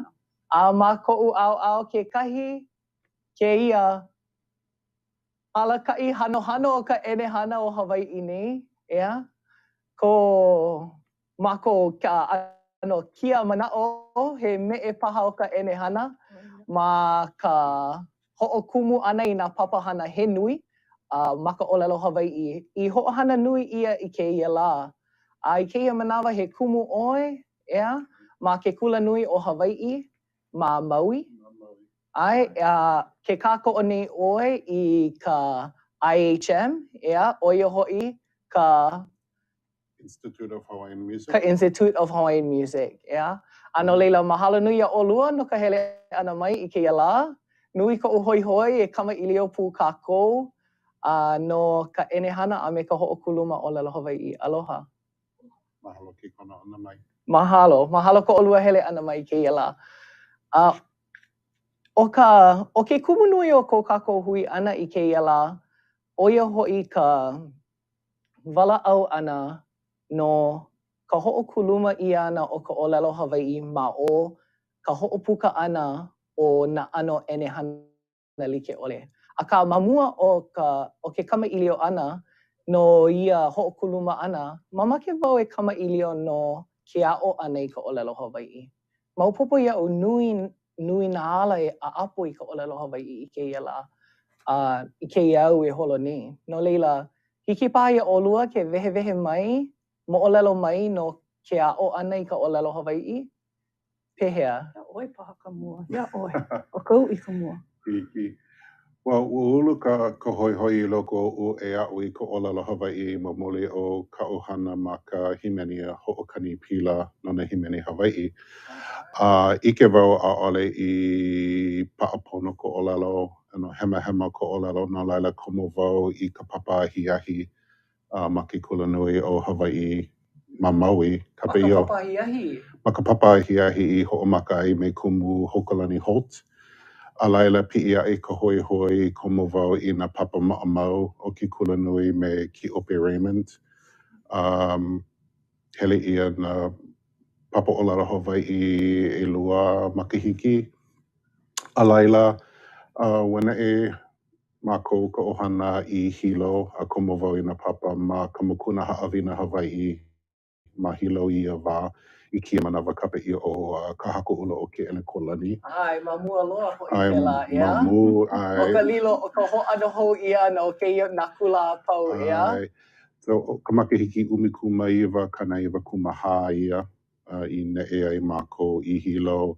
Ua pau ka ke kekele beʻā, kekele muʻā ma laila. Hele wau I Aotearoa no ka ke kekele kauka ma ka puolo. Ma hope pono o ka paʻa anau ia kekele hoʻi wau I Maui no ki alakaʻi ana I kia papahana puolo ma ke kulanui o Hawaii ma. No lila, o ke aʻo ana I ka ʻōlelo Hawaii ua o ʻoe ma nā mokupuni like ʻole, ea? A ʻole ma hoʻokahi wahi, akā hele ʻoe I Maui, ea? I Hawaii. I Maui mākou I noho ana I ia wā. ʻelua wale no makahiki o ka ʻōlelo Hawaii ma ke kulanui I ia wā. ʻAʻole hiki ke aʻo hoʻokelekaʻi ike. No laila ua hapai ʻia ka manaʻo e hele I Manoa paha, e hele I Hilo. Akā mamuli o koʻu kamaʻaina I ko Hilo, o Kiki ka waiʻaiʻa. Ua neʻe o ia mai Maui I Hilo no ka kialakaʻi ana I ka papa kahua Waiola. A laila, kelepona mai o ia me ka manaʻo, hele paha ʻoe I Hilo imi ke kekele a kokua iā mākou I ke ao ʻenehana. Ai. No laila, o ia ka hoʻomaka ana. Hoia hoi ka o maka ana. A hele oe I hilo a maleila oe I kokua ia lako e ho'omohala I kekahi mau mea hoa'e, ea? A pehea oe a oi ka olelo Hawai'i?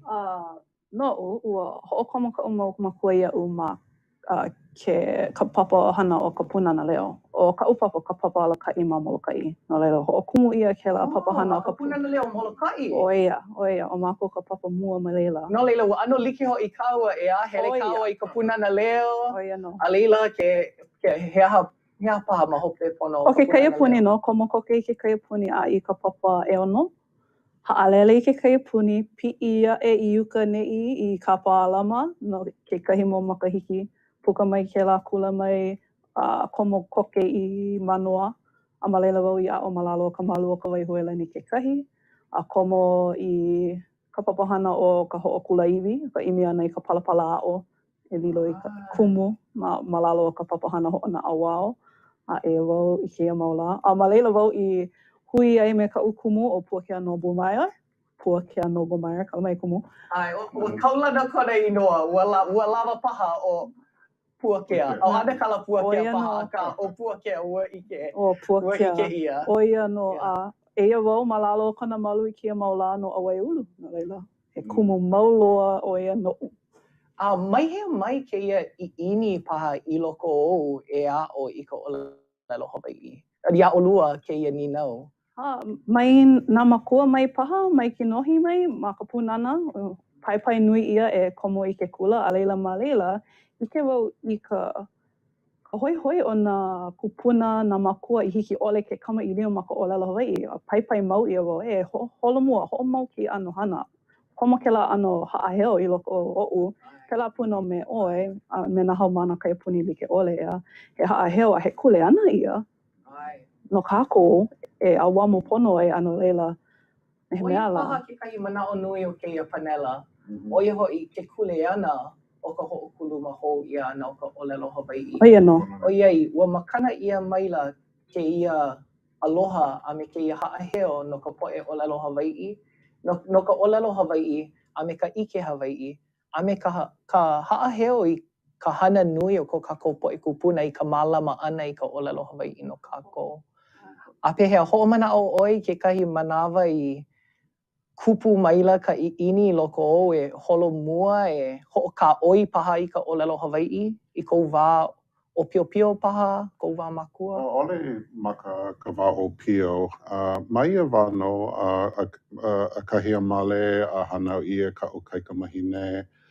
Ia wā, well, he kiki kane ka o kekahi a ole wau I hau'oli loa I ke ano o ka kona ho'ona awao ia ma ke kula ma'amau. A laila mamole o ke komo ana I ke la papa ma ke kula nui, ke la papa ahi. A laila noi ia wau e komo ma ke ano he kumu kokua ma ka punana leo. A laila ko o wā o pio o hui punana leo. A ole wau ma Hawaii nei ia wā. A ka launa wau me ka poe ike wau I ke ano o ko lākou kupa'a. Ma hope o ka olelo Hawaii a ka ke kauka'i I ka hiki ke a'o I na keiki mau ko olelo Hawaii a e mākaukau ana lākou no ko lākou wā makua ma hope aku. A pehea ua maha oi ke a'o ana ia manawa o ke kokua ana aku ma ka punana leo E lua wale no mahina o ka a'o ana ma ka papa a kono ia wau e hele a kokua.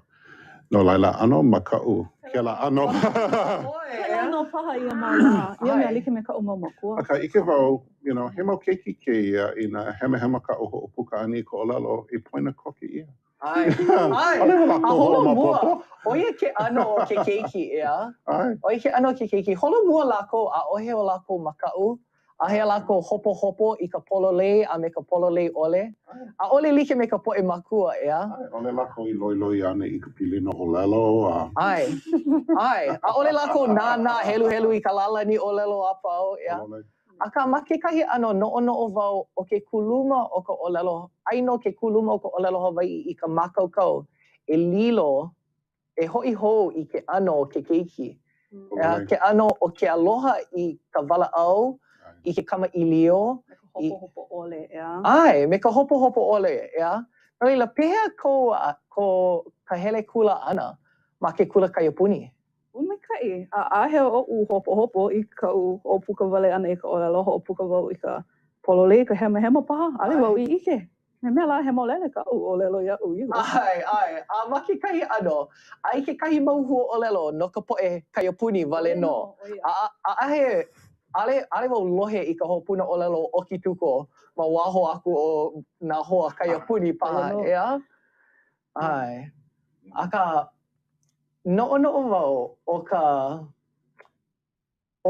ke kaiapuni, o ia ke kahi po'aia pili I laha ka olelo. Ea, I kuluma ai ka olelo. No leila, pehea paha ai, pehea I kuluma ai ka olelo I kou ola I keia manawa. O ia ke kahi ninau houa'e. O e ninau paha I olua. Ia'u paha. Ia oi e no'o. He ninau nui. O iai, maupopo ia'u kuluma paha ma ka hele ana I ka hana, ma ka ohana paha kekahi, ea? Aka mahea paha I kuluma ole ai ma mua o kou koho ana e ho'okuluma I ka olelo ma ia wahi. Ma ka enehana paha? No ka mea, o ka enehana, a'ole paha a'ole kama'aina paha kākou a pau I nā hua olelo me nā mana'o a pau ka enehana. Yeah? Well, ma ku'u wā I ho'omaka ai I kia huaka'i. O mamua ke la wā, ua komo wau I ke au enehana a ho'omaka wau e a'u I ka haku polo kalamu ma kekahi ano pai ha'aha'a. A ho'okumu wau I kekahi kikowaina lawe he kapaia I ia wahe computer bulletin board service. No ka hiki ke ho'ouna I ka leka I nā hoa ma ke kamipiula. A laila ma ka hiki ana aku I ka pai kula nui ho'omaka wau e wala'au me ka po'e ma ka papahana kaiapuni ma paia ma ka punana leo. Ho'okolohua wau me lākou I ka ho'ohana ana I ka olelo Hawai'i ma ia enehana. A ole hiki ke ho'ohana I ko kina me ke kahako no laila no I wau no ke kumu o ia pilikia. Imi I ka pane pehea la e ho'ohana ai I ia mau mea ma ke keleka ike. No laila oia ka ho'omaka loa ana o ko'u hoi I ke kumuhana pehea e ho'ohana ia ai. Ia wā a'ole I lohi ia ka inoa internet. A'ole I loa. No laila, ua ho'omaka ma kela pai o ka ho'okolohua. Me ka ninau, he aka waiwai o kia hana, pehea e koku ai kia enehana I ka ho'ola hou ana I ko olelo Hawai'i. No laila, ano ne'e li'i mākou holomua I ka hiki ke kiko ke pa'i I ko olelo Hawai'i me ka maika'i hiki ke ho'ouni I ka leka wila. Oia ka ho'omaka ana, ke kukulu ana I na mea hana, na kumu waiwai e pono ai. E ho'oholomua I ka hana. Pololei. A ma leila mai, ko'u mana'o I kupu mai ai kekahi mau ano polo kalamua enehana Hawaii ea. O auaia ulu paha kekahi, ma ka no'o ana I ka mea I pono I kekahi ulu o lelo Hawaii. Hea me kau mau hana, oia ka ho'omaka ana I kekahi enehana, a leila ka ha'awi ana, ka noi koku aku I kekahi ea. O ka ma'amau o ka mako hana mua ka no'o ana he aka me e pono ai no ka ho'oholomua ana I ke aukahi ho'olo olelo Hawai'i. No laila, ma mua iki o ko na e ana I hilo no mako ano li'i na kula kaiapuni ia wā he kanakolu kanaha paha haumana e komo ana I ka papahana I kela me kia kula pehea e ho'onui ai I ko lākou kaiulu o lalo Hawai'i. No laila, oia ka, ko'o wā e ho'oholo ana I keia kikowaina kapi o Maui Link. Ua ike wau, ua ike mākou pehea e ho'ololi I ai ke enehana unuhi ia na mea pau ki kikowaina na papakoho, na olalo a'o, na pahu a'o. Na mea pau I ike ia I loko o kia kikowaina aia ma ka olelo Hawaii. O keia kikowaina, he kikowaina punai vele, ea? Kikowaina pune No vele. leila kau oi ka punai vele a leila ike ia keia kikowaina. E like me ke kau ana I ke kahi mea. Holole, ko ia ka ho'ohana ano ki kahi polokalamu kui ka wā. Oli I loa na polokalamu kele pune vele I like me ka safari, explore ke la wā. O ke kahi pilikia ma ia wā a kahi a ho'omaka ka ho'okui ana I na kula kaia puni I ka pune vele puni honua. A ole I loa, no laila, aia no I noho ana ke kikowaina nani ma hilo, ai kali ana mako I ka ho'okui ia o na kula I hiki ai na keiki me na kumu ke a ho'ohana I kela ene hana. Maupopo ia kako a o he Wi-Fi, ea? Ai, he wā. A ole holo, ea? He wā pa a kiki loa ia ka. Ua hiki aku I kela pahu hopu a ho'okui ia na kula pau. Ho'omaka a laila ike na keiki. O, loa na keiki e a I hiki ke kuka. Ho'ohani ka laina kole o I ka text chat ke ano. Mina keiki mana mokupuni le ke ole. No laila, like me ka oi ho'omaka ai, imi ia ke ala e kokua I ka enehana. A ole e koho wale aku I ka enehana me ka olalo. Hiki ka hana I ke ia. No mua hea ka waiwai no ke mea ole no I hiki ke hana I ke mauhana pona I koho pono I ka papahana e awa mo ia no ka pono o ka papahana. Ai. A pehea, hiki paha oi ke vehe mai I ka ho'olua ke pala au mai no ka waiwai o ka po'aia pili o lelo Hawaii ma ke a'o ana I ka o lelo Hawaii. O ia ho'i ka e like me ka hele ana I ke kula kaiapuni ea, nui nā hoe o lelo Hawaii ana, ma ka enehana nui ka po'e kamaʻili o ai, ea? O he wā hou keia no ke a'o o lelo ma ka enehana. A mamoli paha o ka laha o keia ma'i, lo ka po'e noho nani ana makahale, he aka o e hanai, e a'o paha wau I o lelo hou. No laila ho'omaka e puka mai kia mau enehana hou e kako o ana I ka po'e e makemake ana I nā ano o lelo like ole. No ua ho'omaka wau I kia o ani ka te reo Māori, ma ka ho'omaka ana o keia wā. A kako o nui ia wau I ka enehana I kukulu ia no ka pono o ka po'e. Na ano enehana I loa ole ma ko'u wā e ho'omaka ana, nani ka hana. No laila, o ka mea nui ka hiki ke ho'opuka ia ko o lalo, a ma laila a ole no I like kai kaika o ka enehana. Hiki ke kokua I ka helu, ka ho'olohe, ke kākau ana, a ka o ka ho'opuka ana I ko o lalo ke kuka pū ana me ke kahi. Ai ka ika Zoom hiki ke hui me nā kānaka o lalo pū me lākou, a ka he ala wale no ke la, a ole he enehana e kākau ana I ke la. Ai, a ole ma ka helu wale no, ea? A ka ma ka olelo kanaka ke kahi, ea? Ho'omena o wau ma ka wā, ma keia wā o ka ma'i ahulau, ua kupu mai ka ma'i, a ole keia mahina olelo Hawaii kune, a ka mamua no, ma ka mahina olelo Hawaii, ho'okumu ia o Clubhouse, ka ma'aina paha oko, a he ano wahi enehana e kamaʻili o ai, e like me keia, a ka ʻaino kākou ma ke kelepona, a hiki no ke kono I kekahi ka auai, a leila kau lākou I ka auai, a leila hiki ke walaʻau pū ma keia lumi. A nui nā mea I ano walaʻau ia, a ka hoihoi no ka mea, a ole hoihoi ka poʻe a pau I nā mea a pau. O au hoihoi wau I ka mea ai, a oia ka uhana ea, hoihoi wau I ka mea ai, no leila kamaʻili o ana wau ma ka olelo Hawaii no ka mea ai. A o ke kahi aku no ka hana haʻu ki paha, ea? No leila, mamake wau e kamaʻili o I ki paha kākou no ka hoʻokuluma ana I mea ai. Ka olelo Hawaii ma no ka hana haʻu ki paha, hiki paha ia ʻoe ke kamaʻili o mai no kau pa'ani. Mamake wau e kamaʻili o I ki paha kākou.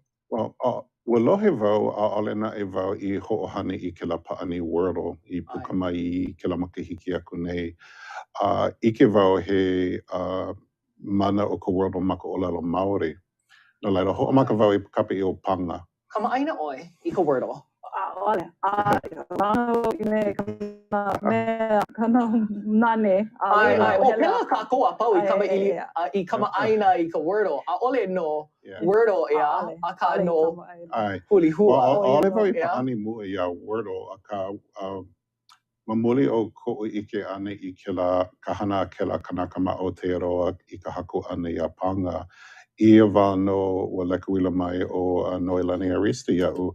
Iko o lalo ua ho'omakaukau kekahi kanaka I kia pu'ulu code open source ke ano I hiki a ma'alahi ka ho'omakaukau ane I kekahi pa'ani I ano like kona ano me Wordle.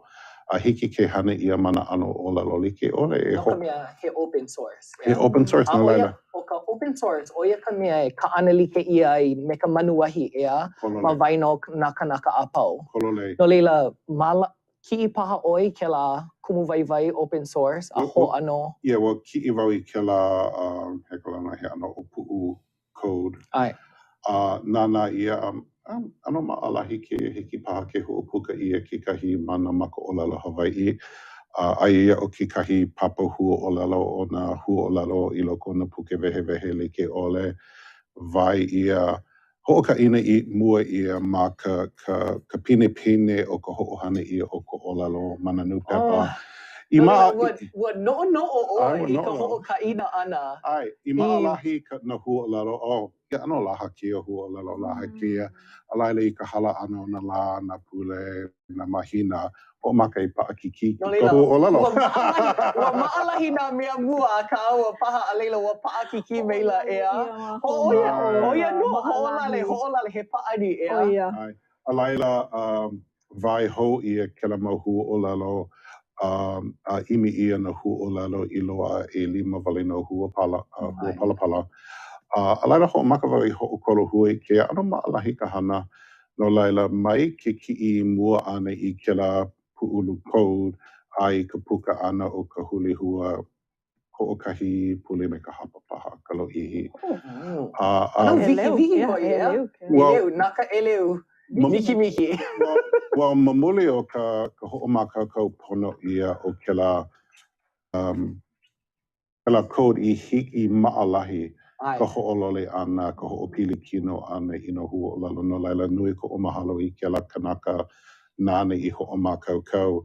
A ka mamuli o kona ana open source I kia manawa ka ui hanai e noho laha na makapune vele I na makemake ki kahi kanaka e haku I mea ho no ka olelo ka moa, no ka olelo polopola hiki. A ma kekahi ano o ka open source, oia kekahi hana a kako e hana ana ma kekahi ulu o lelo Hawaii. Oia kekahi ano hana a wai ulu kekahi. Oia ka hoi ka ho'okohu ana ea I keia mau mea I hiki ke open source I aku.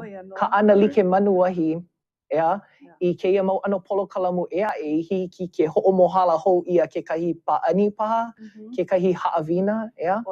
Ua ike paha oi I kekahi olohe paha oi na mo'olelo o ka hopena o keia ka ana like ana? I kekahi mahina aku nei paha, kekahi ua malama ia kekahi mau halawai ma ka Zoom e kono ana I nā ano kanaka a pau e komo I kia papahana o ki papa. O mamua, ha'i mo'olelo paha wai oi no ka mana'o kupanaha. O ke kumu me kana pakana me nā makua. Kapa mako ma'awai ulu ia lawa o nā makua. Ka makua kane o puakea o ka makua hine o ana ke kau'i saidudua. Nā lawa nā mana'o kupa ia naha, nā mana'o like ole a kupu mai ka mana'o a nā mako ho'oholo. No laila he ohana mako o ai ulu ma nā pai'aina like o ma nā mokupuni like ole o Hawaii. A pelapu no me Aotearoa ma kekahi wā. Laila, ua kono ia mako a pau, komo ma kia papahana, ua hoi la ua e a'o ia mako ka olelo, a me ka mo'olelo Hawaii. E ano ka mea, ke a'o wale ana I ka olelo, no, a hala paha ke kahi mau mahele o ka mo'olelo, me he mea la he hapa wale no paha ka ike au ike mai e. Alo leila, noho pū, nā haumana me nā kumu me nā makua a'o I kia mau ike like ʻole. Ua hoʻouna ia mākua pau pa'ani ma ke ala nui hele ʻimi mana waihona like ʻole I nā ʻohina like ʻole au e hoihoi ai. No leila kupu maila nā kumuhana like ʻole mai nā limahana like ʻole o nā wahi ʻoe, o ka ulia ʻoe, o ka ʻoihana wai, o liliʻu o ka lani, o ka lākaua ma kana kana huakaʻi, ka apuni o ka honua. Laila, hele lākou a pau ʻimi I nā mea like ʻole pili keia ike. Hoʻomaka kākou e wae I nā ike o loko me ka waiwai. A leila, ike mākou ma ia hui, he waiwai keia, ʻaʻale no I laha. Pehea kākou e hoʻolaha ai. Pono paha hoʻokumu haʻawina, pono paha hoʻokumu palapala. Mea paʻahana kākou a pau ea I kia wā. Paʻahana ke kumu, paʻahana ka makua, paʻahana nā keiki, a no leila. A pehea, haku mākou I kia papahana o ki papa, komo paha, ʻaʻole paha. Ale mākou nānā, haku ia, haʻawi wale ia I ke akea. Nā lākou e koho I ke komo paha, ʻaʻole paha. A no leila, hoʻoia mai kia wā o ka maʻia hulau, pono nā haʻawina. Paʻakiki. Ua mākaukau maila. Ma kekahi ano mākaukau e nai, ʻaʻale mākou I noʻonoʻo nui no ka paʻakiki o nā kumu I ka eʻe ana ma luna o ka Zoom, hoʻopihoihoi I kou mau haumana e hoʻolohe ma nā hola lōʻihi o ke kula. Ke kaulona o ka noʻonoʻo ka haumana, a me ke kumu. Punana, oia no. A no leila, ua maʻo paha kou mau paʻani au I haku ai, ua noʻonoʻo wau e hoʻopihoihoi I kia mau haʻawina o haku ia kekahi mau paʻani hoʻopakele, kela mau escape rooms no hoʻi. No nā kaiapuni, ʻaʻo lākou o nā papahana ʻelua mua a mākou I hoʻopuka ai ma ki papa oia no ka lā hoʻihoʻi ea me ka lā kuʻokoʻa. I hele a kamaʻaina ka lā hui, ke akea me ka honua paha I nā lā nui o kākou. A ua holopono, a leila ua hoʻohola nā makua, pēlā kākou e holo mua ai. I ʻole ka hana nui ma mua, oia no. Hiki mai kēlā wā o ka makemake I keia mau mea, a ua loa no, ua lako ka hale. A noʻonoʻo wau I kau ea ma ka hoʻopuka ʻana I ke kinona hua, ea. I keia manawa, ea, hoʻokumu ia o huli hua, a I ʻole kēlā mea mua no ulu kau paha, ea. O ka leo ki ka mea mua. Ka mea nui I ka hoʻokolo hua ʻana, ka hoʻopaʻa ʻana I keia mau ʻenehana. Akā ʻaʻole ia ka hopena no ka mea hoʻolole ia na kinono hua a haku ia na papapihi a pono e hoʻokomo ia I loko na ʻenehana o kela me kia kamipiula. No laila o kekahi pahu hopu nui o mākou ia wā ka hoʻopaʻa ʻana I kela ʻano I loko o na ʻenehana a Apple I hoʻopuka ai, a Microsoft ma, a Google ma, I hiki ke kūʻai I kamipiula ho a wale aku I ke kamipiula ma laila ka papapihi Hawaii. A hoʻololi ka hae, ea. Hoʻololi ia ka hae. Hoʻonenei ka hae, Hawaii I luna. No laila, oia. Huki ia la. Aka oia ka pahu hopu nui o kela wā loʻihi loa ke kali ʻana I kela ka launa ʻana me nā kānaka kupono e hiki ana ke kokua ia mākou I kēia pahu hopu nui umi makahiki no ka hoʻopaʻa ʻana I kela ʻenehana I loko ka ʻonehana Macintosh. Ma ka iOS ua puka wale mai momoli o ka hana mua. Ma Microsoft, ma ka ʻuliʻilia wale no au I launa ai mai kekahi mau limahana. Ma Microsoft I hiki ana ke kokua iaʻu I ka hoʻokomo ʻana. No laila, ua hiki aku kela wā I wāna ana ia ma mua. ʻAʻole pono ka poʻe noʻonoʻo pehea la wau I kiko ai I ko ʻolelo Hawaiʻi ma kēia ʻenehana hiki wale no ke hana ia. He ʻano hana hoʻomanawa nui hoʻi kēia, ea. Oia, mahalo wau, mahalo nui wau I ka hana Awaiaulu a me kau hana kekahi, ma ka hoʻomanawa nui ʻana I keia mau ʻenehana, oiai. O ka mea nui, ua hiki ke hana ia kia mamuli o ka hana a ka poʻe like me Awaiaulu ma. mo ho'omaka me kulu kau, me papa kilo, a me awai ulu. No laila ua pa'a ke ike pili. You know, a hiki ke ho'ohana ia no laila kela me kia pahana ho i puka mai ana e kukulu ia maluna o kia kohua i pa'a mua mo mole o ka hana a ka po'e he nui I loko o ke ao. You know, I kela makia makahiki nui a na kumu vai vai I hiki ke nana ia. O kahia a olive i komo I ke ia. Ma manoa ua pa'a na waihona leo. Na pā leo kahiko I hiki ole ke ho'olohi ia o iei a ole I kau makasede, a ole ma Spotify. Ho'okiko ho'e ia ma ke kami pila na pā leo kanahiku kumavalu, kanaha kumalima, a hiki kia manawa hiki ke ho'olohi ia. O ka mea nani o ke mau mea paua o e lohe nei o I hoi ke aloha nui I ka olelo makuahine, ka olelo, ke aloha e kaohi ana I ka holo mua o ke mau papahana, ka ho'opa'a ana I ka leo nā pāsede, ka ho'opuka ana I ke kinona hua, ka ho'okohukohu ana I nā mo'olelo o nā li'i o ka ʻāina I hiki ke ho'ohana ia. Ano leila, o ka ninau nui ea, ma hope o ka ho'okumu I ana o kekahi ʻenehana, o ka ninau hua e paha e uhai ana I ka ho'okumu I ana, o ia ho'i ka pehea la kākou e ho'ohana ai I keia ʻenehana. Pehea kākou e ho'ohana ai ia huli hua.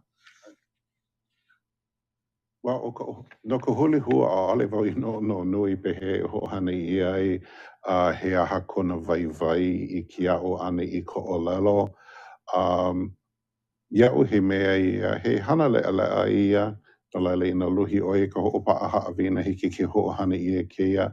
A ole wau ike, o ka mahele hea o ka lolo e ho'ohana ia nei. O ko'a ke, ole ke he a'o olelo. Olelo ana wau, na mahele a pau, no ka mea ke kahi manawa ano pa'akiki ka iwi ana I ka olelo. E haki po'o. Well, ua haku wale ia ma moli o kino e o ko ohoa. I mana o ia e vai vai ana a ole wau I no unui ua ike wau ua hiki ke hana ia. He mau hola ka awale ko o e hoa o wau. O iei I keia la nui ko kākou mahalo ia naha, ia. O ia ho'i ka Native Hawaiian Hospitality Association, ia. No ka malama ana I keia ano ahaku ka, no kākou e wala'au ai. No'ono'o ana wau, pehea kākou e ho'ike aku I kekahi o keia ike I ka po'e malihini e hele mai ana I Hawai'i nei. A olelo wau o iei hana wau ma ka ʻoihana malihini. Maopopo ia'u, o ka malihini, ʻaʻole no he malihini mai ka ʻaina e wale no. O ka malihini o keia ʻaina, he poʻe no keia ʻaina kekahi, he poʻe Hawai'i. No leila, pehea kākou e hoʻoka'a aku I keia ike mai ia waiaulu, mai hulihua paha, mai ulu kau I keia poʻe malihini o Hawai'i nei. Ma ki papa, ma keia papahana, ma ki papa, kiko o rota ga. Komo, noi komo, kakau inoa, a komo wale, aia nā waihona ma ka ʻōlelo Pelekania a me ka ʻōlelo Hawai'i. Ano leila, he ala komo ia, I nā hoi ka malihini, a ka hapanui o ka manawa, hoi no lākou. Komo, e maluna, helu, a o I nā haʻawina like ʻole ma ka Pelekania, a e kekahi hiki ke hoʻohā like ia ma ka ʻaoʻao o ka ʻōlelo Hawai'i. Nā palapala ʻelua ma ka manawa like, he ala komo kēlā I ke aʻo ana I ka ʻōlelo. Aia ia ma leila. So, oia kekahi. A moʻolelo paha kākou I ka poʻe e hana ana ma keia wahi ʻoihana.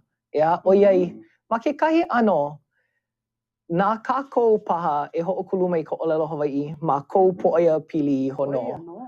Ia, ma ke kula kiʻekiʻe o Molokaʻi paha ʻoe hoʻokulu ana, ma ke kula nui o Hawai'i ma Maui, ia, ma ʻaulani paha kekahi kākou a pau e hoʻaʻo ana e hoʻokulu mai keia ʻōlelo Hawai'i. Pehea ʻoe ma ʻawalani?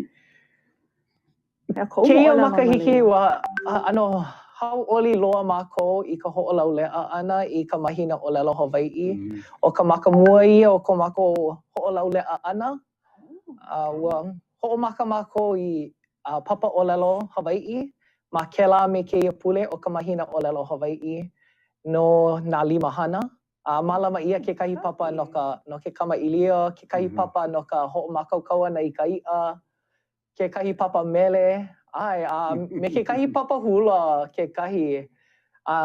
No leila, o ka mea nui noʻu ʻo ia hoʻi ka holomua a me ke aloha i ka ʻōlelo.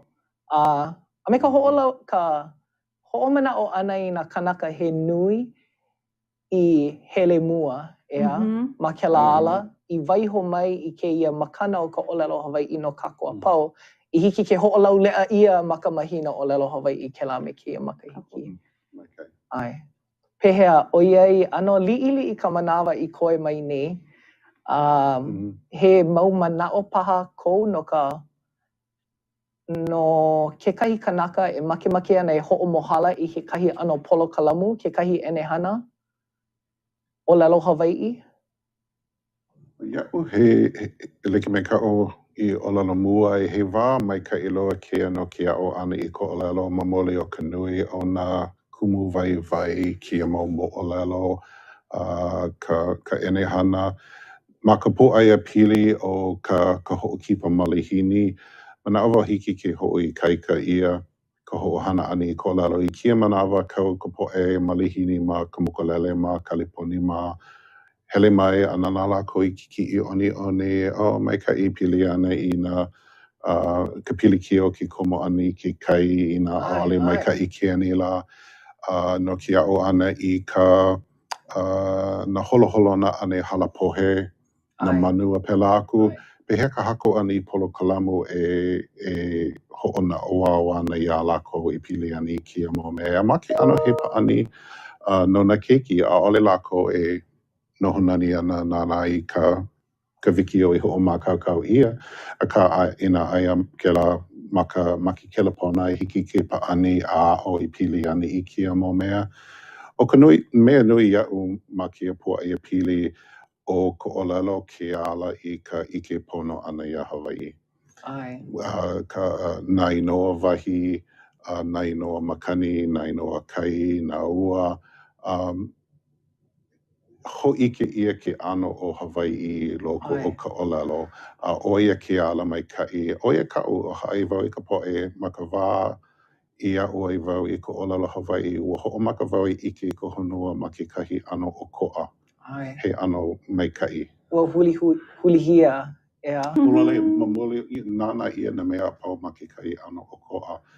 ʻAʻole lawa paha ka wā e noho ana lākou no ke aʻo piha ana akā ina ano hemo iki ka I puka no ka ʻike ana I ke ʻano ʻoia iʻo o Hawaiʻi I loko o kāna ʻōlelo. Okay.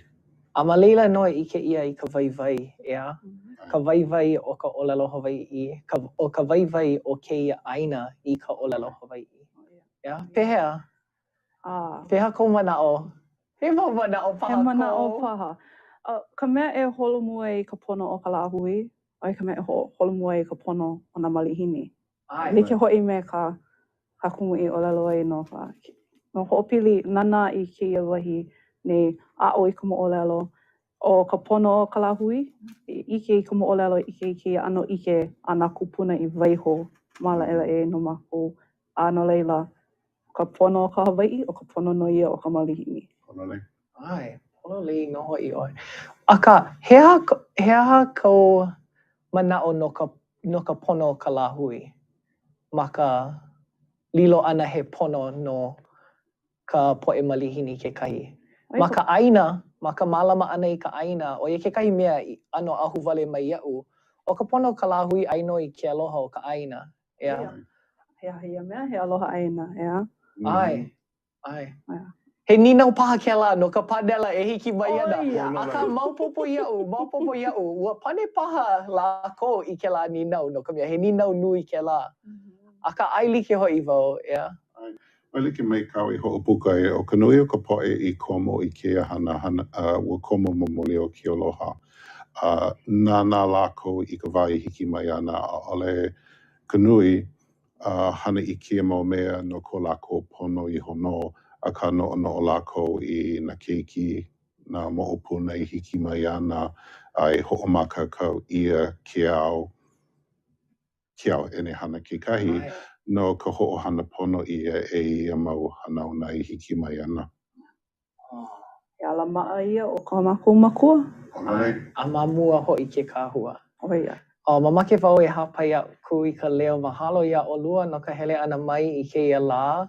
A me ke kamaʻi leo kūkā. Walohe wau I nā moʻolelo he nui pili ka ʻenehana kēia lā. Ua ano, pohā ka lā e ea.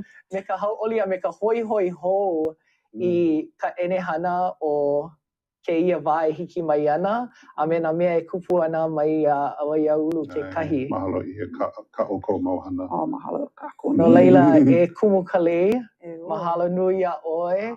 E kumu ke ola danahi, mahalo ia ʻoe kekahi. Mahalo hui Ai, mahalo ho'i ia NAHA, ka Native Hawaiian Hospitality Association, no ka mālama ana I kēia panela nei. Aloha nui loa kākou a mālama pono, ea? Ahui hou. Ahui hou. Ahui hou. Ooh, nui ka haʻuli. That was awesome. Well, mahalo, welcome back.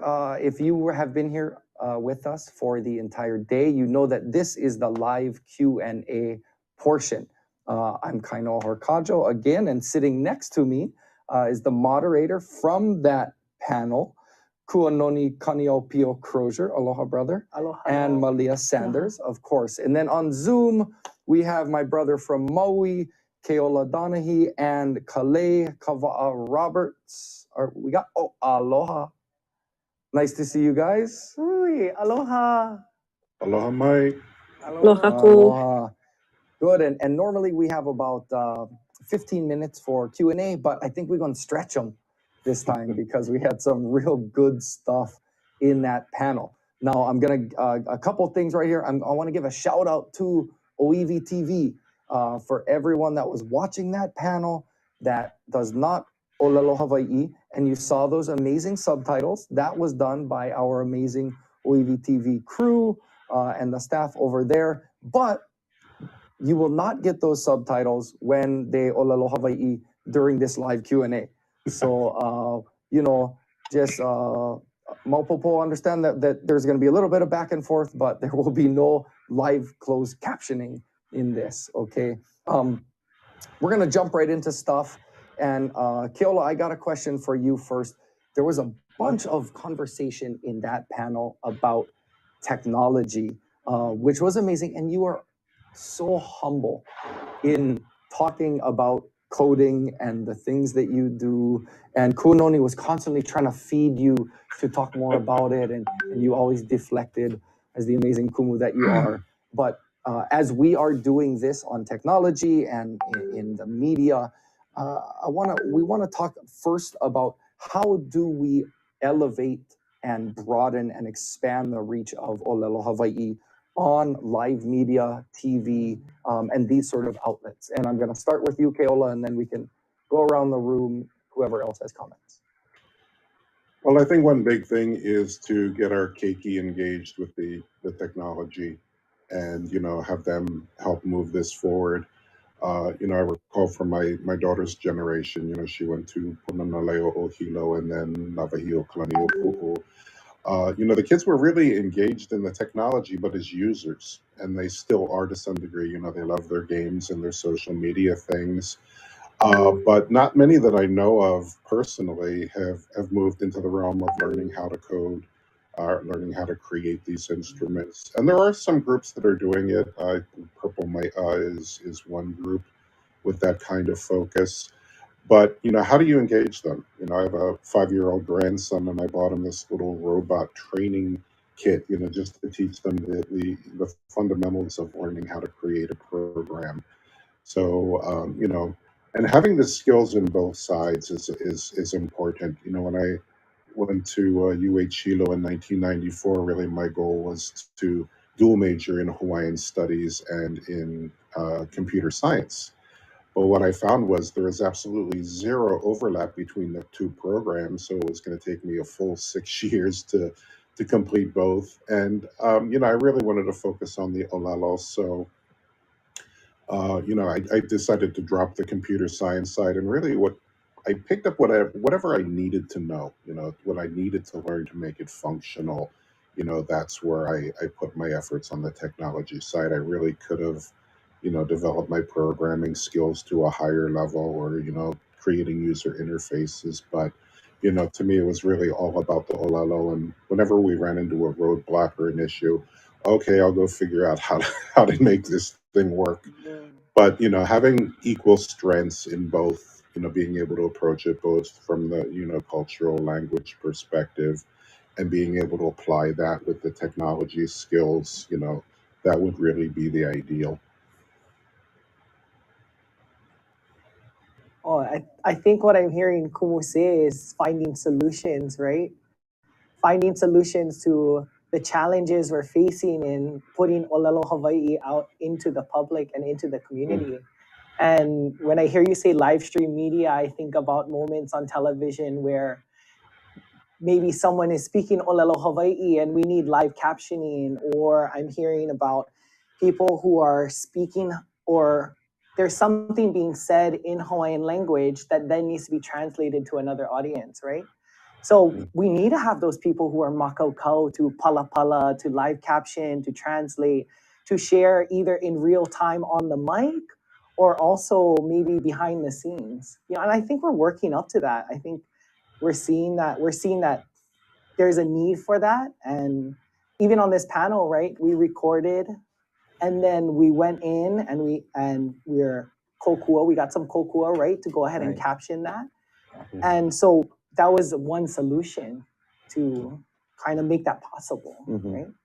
Yeah, and I want to throw one more thing out. I don't want to dominate sort this. of, Mary Monarch, hearing it there, hearing it in these, in these other platforms. Obviously, I know Keola brought up, what's going on in Aotearoa and Maori TV and things down there. So just constantly, looking for other efforts. Yeah. Kale, did you want to contribute anything to that, Manao? Oh, you're muted.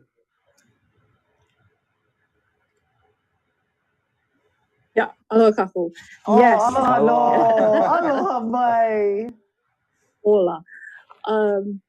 So engaging, I think that we're fortunate in this time during the pandemic that we've gotten to, I guess, further our reach and accessibility in a lot of things.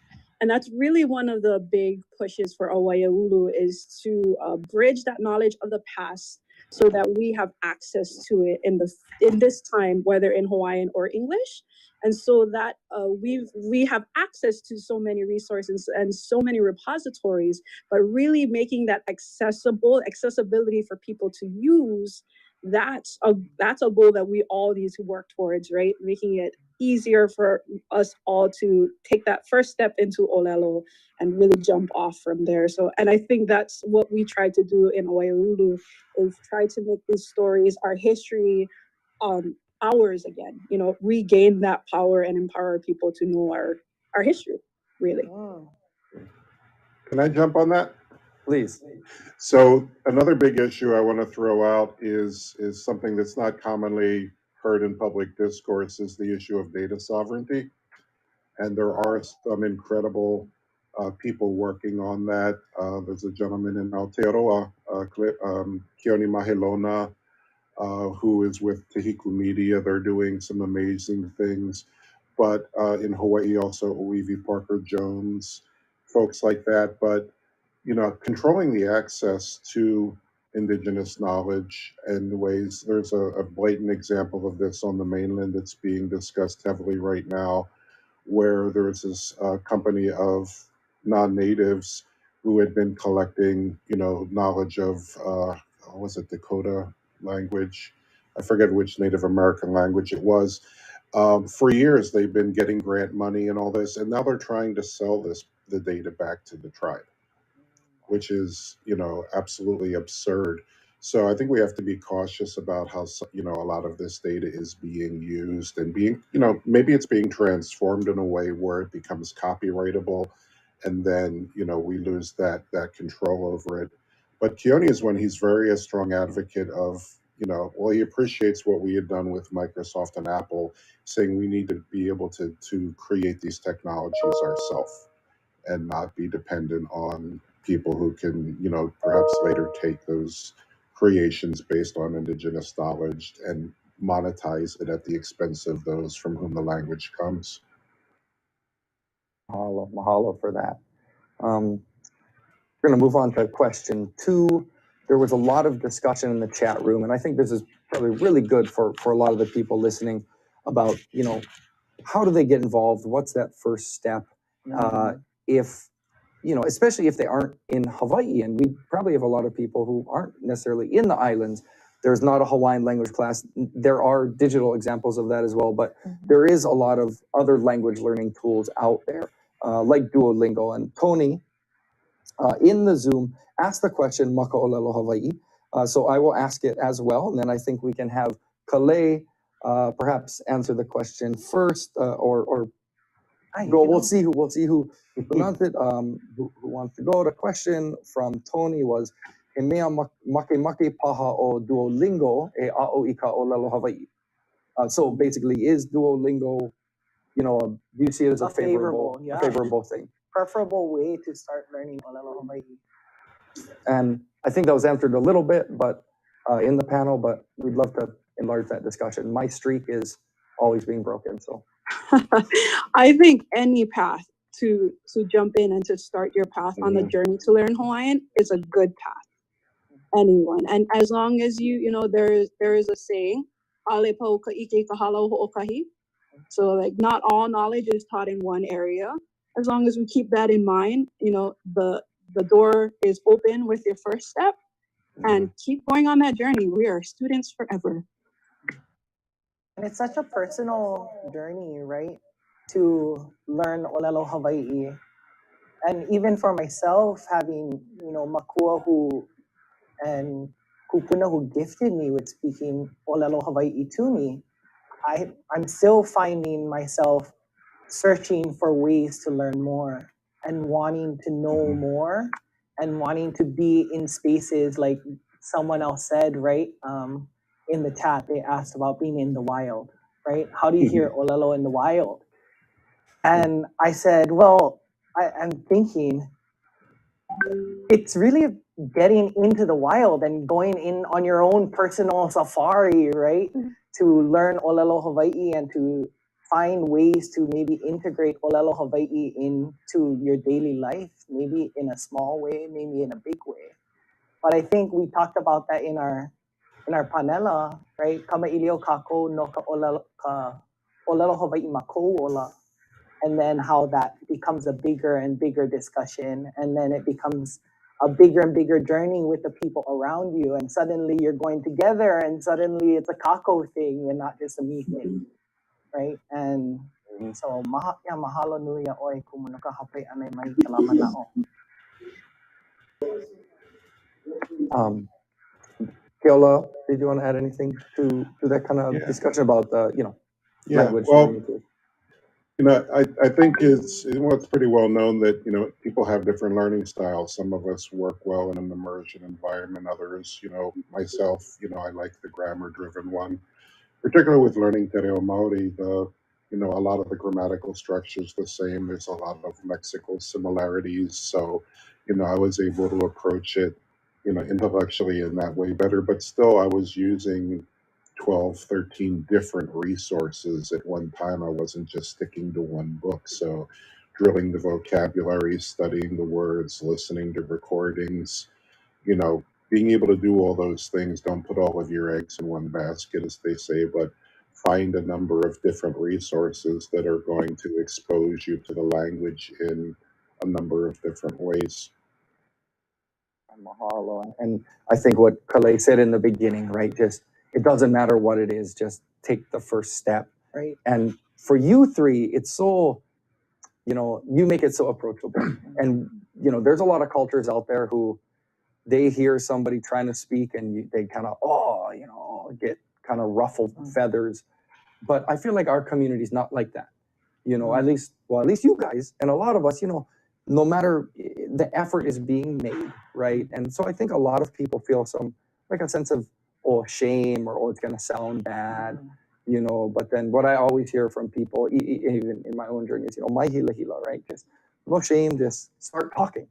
Yeah, Right. it's definitely an aay kahula kind of aay kahula vaihoy kahila hila bakahale, right? The dare to dance and leave the shame behind. Mm-hmm.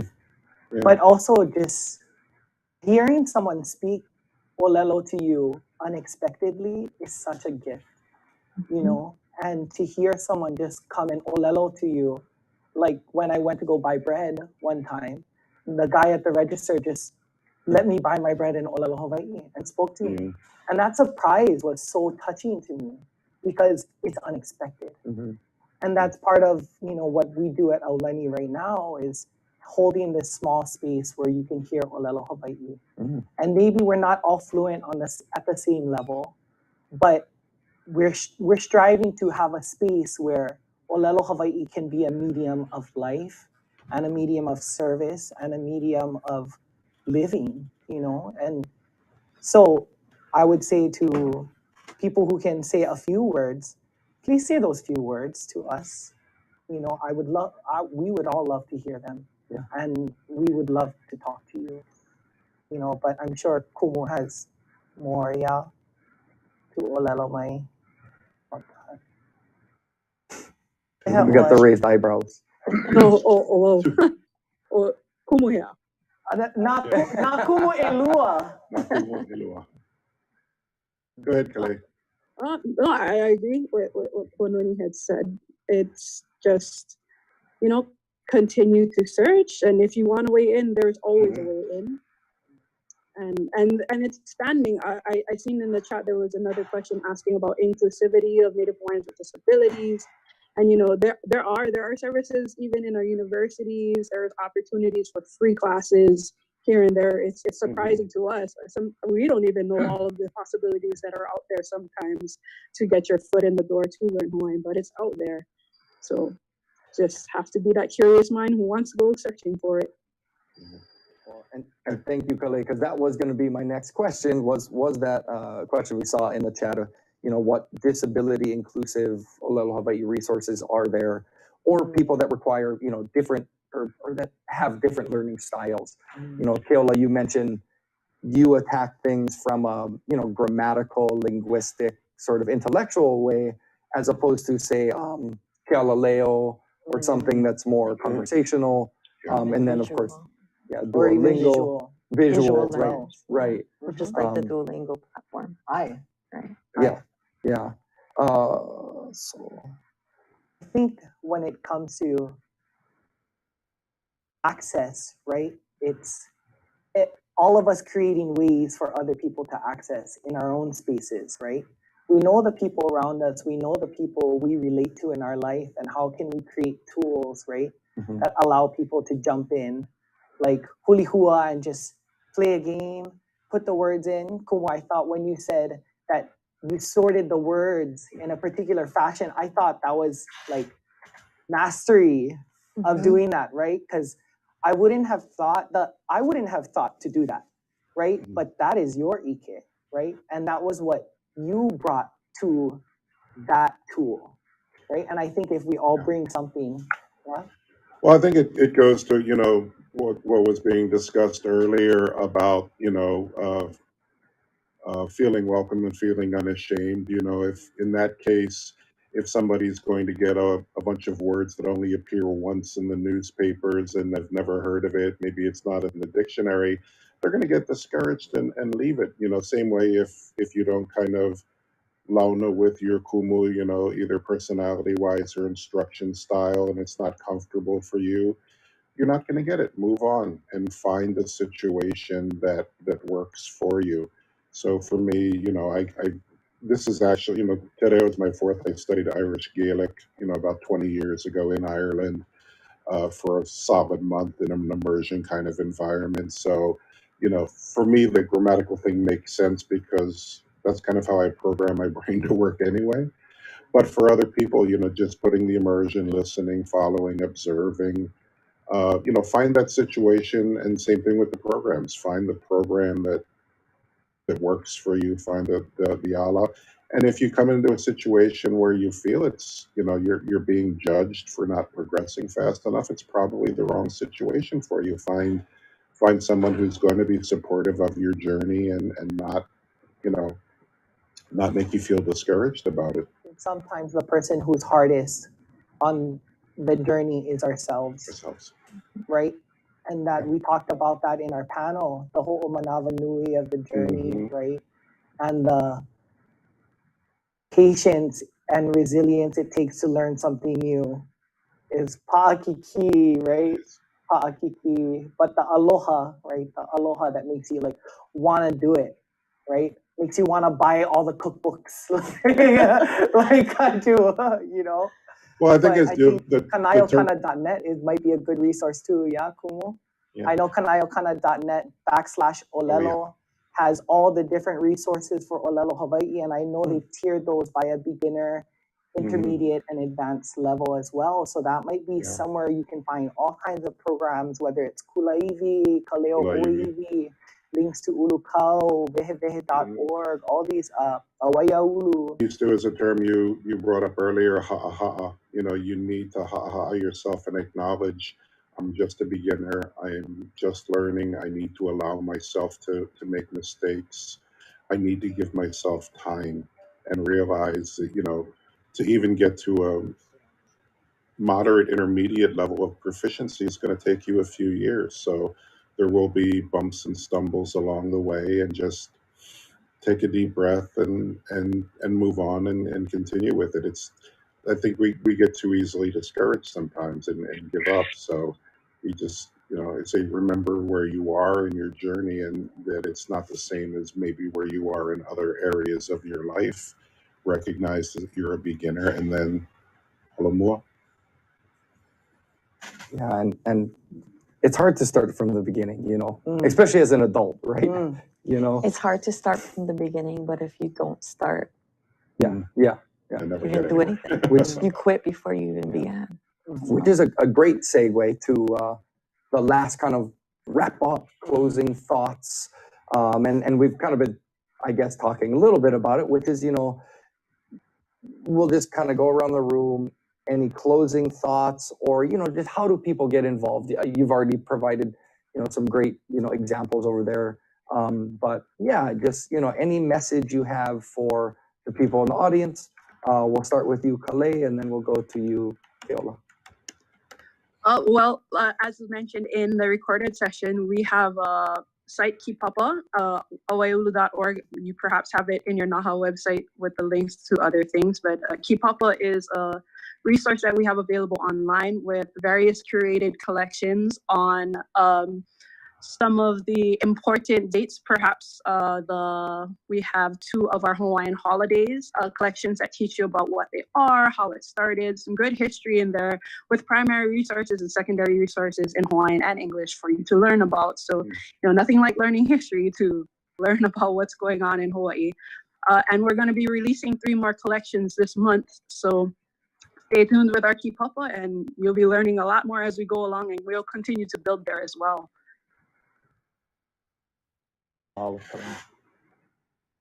Yeah, I want to do a shout out. I'm not sure if it's Shana, Shana, Kukila. Beautiful point that I wish I had gotten to earlier, through the mele.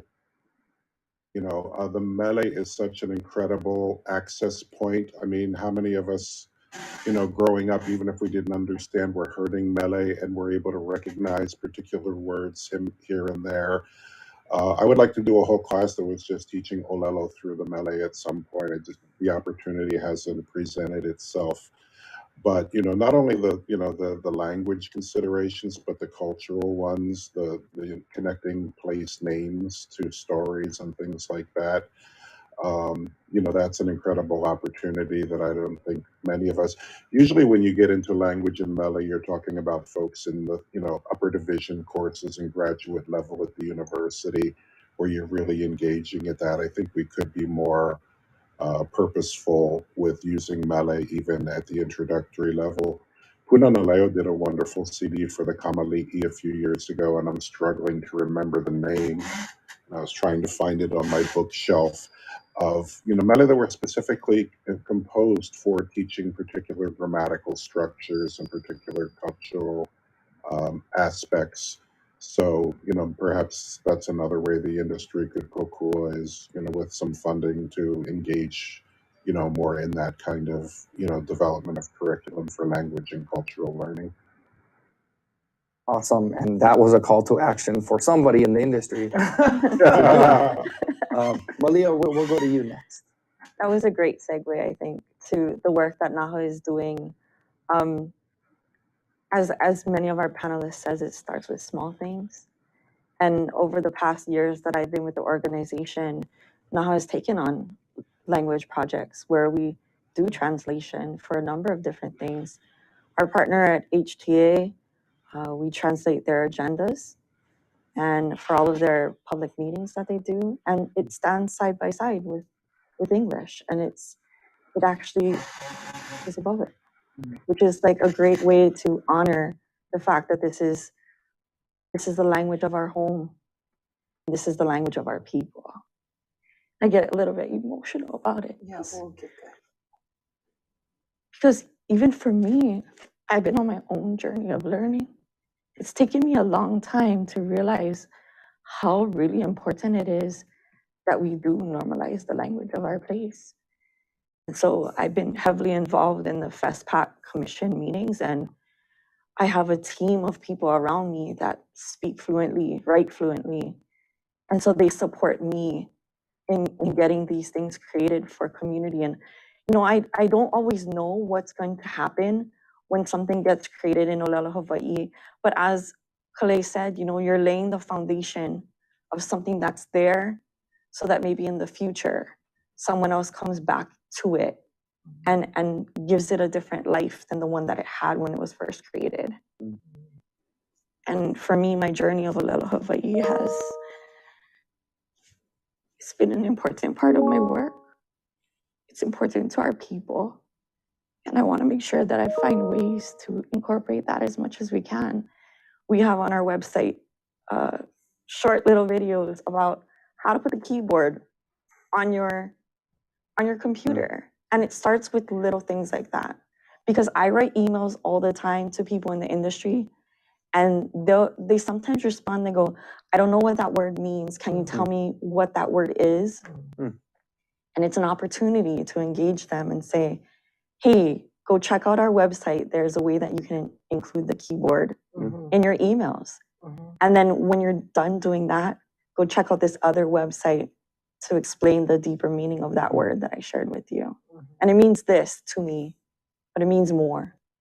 And it is having a place to start and having a place to lay a foundation for people, whether they are Maino, Malihini, or people that work in the industry as well. So I have a lot of hope for what normalization means. It's such a big, broad word. It is. But the more that we use it with each other, the more opportunities we have for technology to be incorporated. And my hope is that we figure out, these using technology, figuring out the ways that we can make it more normal. Yeah, mahalo Malia, and mahalo for all the work that NAHA does, in this effort.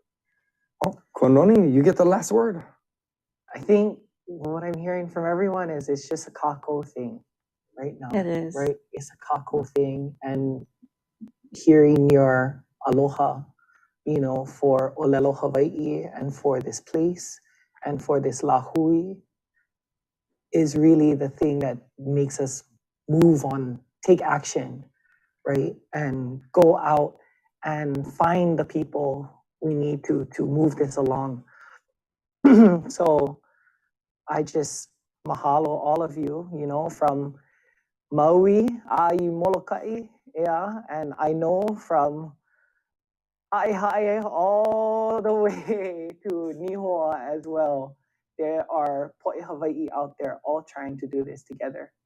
And I know probably in our conference as well, watching. So aloha nui loa kako, and yeah, it's a kako thing. Mahalo. Mahalo nui. Mahalo. Mahalo nui. Mahalo for all of your mana'o and your ike. Thank you all so much. And I believe I'm going to hand it back over to Kilani Shibata. Thank you for all of your questions. And yeah, what an amazing panel. Mahalo. Mahalo. Mahalo. Mahalo nui to all of you for those great ninau and for sharing your manao with us about the creative ways in which Hawaiian language is being incorporated through projects and programs that our community members are engaged in. NAHA encourages industry leaders, workers, and visitors to begin an engagement today with the Olelo Hawaii by visiting the resources at naha.com/Olelo Hawaii.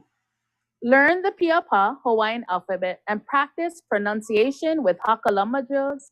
Use the Ma'e toolkit as a guide to grow your knowledge of place, culture, and language.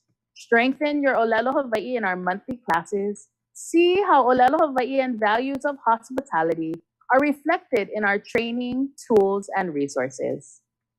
As we reimagine Hawaii's future and we consider the many pivotal moments in today's conversations, Naha would like to share a short video on some of the key takeaways from amazing speakers and panel conversations we have had today. The thing that we really want to push is having our visitors try and educate themselves when they come down there. Educate yourself about the geography. That's part of being a good visitor. Educate yourself about the place you're visiting. Understand the geographic makeup. Understanding the geological makeup, the cultural makeup. And it's part of being a good visitor no matter where you go. Ike wau I ka hoihoi o nā kupuna nā makua I hiki ole ke kamaʻilio ma ka ʻōlelo Hawaiʻi. A paipai mau ia wau holomua hoʻomau ki ʻano hana. Homa kēlā ʻano haʻaheo I loko o oʻu. Kēlā puna me ʻoe me nā haumana ka epuni like ʻole ea. He haʻaheo a he kule ana ia. No kākou e awamo pono e ano leila e mea la. When I think about the vision that we have at the Hawaii Tourism Authority for regenerative tourism, it really is this idea of holistic destination management that we no longer can focus on just the economic outcomes of tourism. We need to think about beyond that, holistically, all of the impacts on traffic, our natural environment, etc. And so we're excited to have these conversations today. It's been my experience, the visitors, when they're here, they will do what they want to do. Yeah. And unless you're there to help guide them and ensure that they follow, these new regulations, they're gonna do what they want to do. And so that's a key part is you can set up technology, but you still need boots on the ground to ensure that everybody honors these regulations. Yeah. We have Pacific Island heritage, and in the next few decades, some of our Pacific Islands are going underwater. And so I believe that farmers are a big part of that solution, and by building their capacity, we're just making sure we are all resilient in the face of all of that, right? So that inspires me to keep going and, keep fighting the good fight. O ka mea nui iaʻu ma kia puaʻia pili o ka ʻōlelo ke ala I ka ʻike pono ʻana iā Hawaii. Ka nā inoa wahi, nā inoa makani, nā inoa kai, nā ua. Hoʻike ia ke ʻano o Hawaii I loko o ka ʻōlelo. Oia ke ala maikaʻi, oia kaʻu o haʻai wau I ka poʻe ma ka wā. Iaʻu ai wau I ka ʻōlelo Hawaii, ua hoʻomaka wau I ʻike I ka honua ma kekahi ʻano ʻokoʻa. He ʻano maikaʻi. Ua hulihia, ea. Ua mamuli I nana ia na mea pau ma kekahi ʻano ʻokoʻa. ʻAʻole lawa paha ka wā e noho ana lako no kia o piha ana. Ka ina ʻano hemo iki ka I puka no ka ike ana I ke ʻano oia I o Hawaii I loko o kana ʻōlelo. Wow, so many lessons learned. We have had so many amazing conversations over the past 2 days, and to see the culmination of the work of so many like-minded community members and leaders in the industry allows me time to reflect on the realization that the foundation of Malama and the ideas of regenerative tourism are certainly within grasp.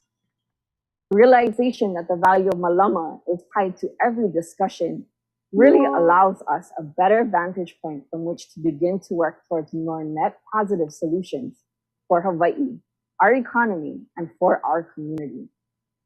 Native Hawaiians have been nurturing regenerative systems in Hawaii since the first voyage from Kahiki.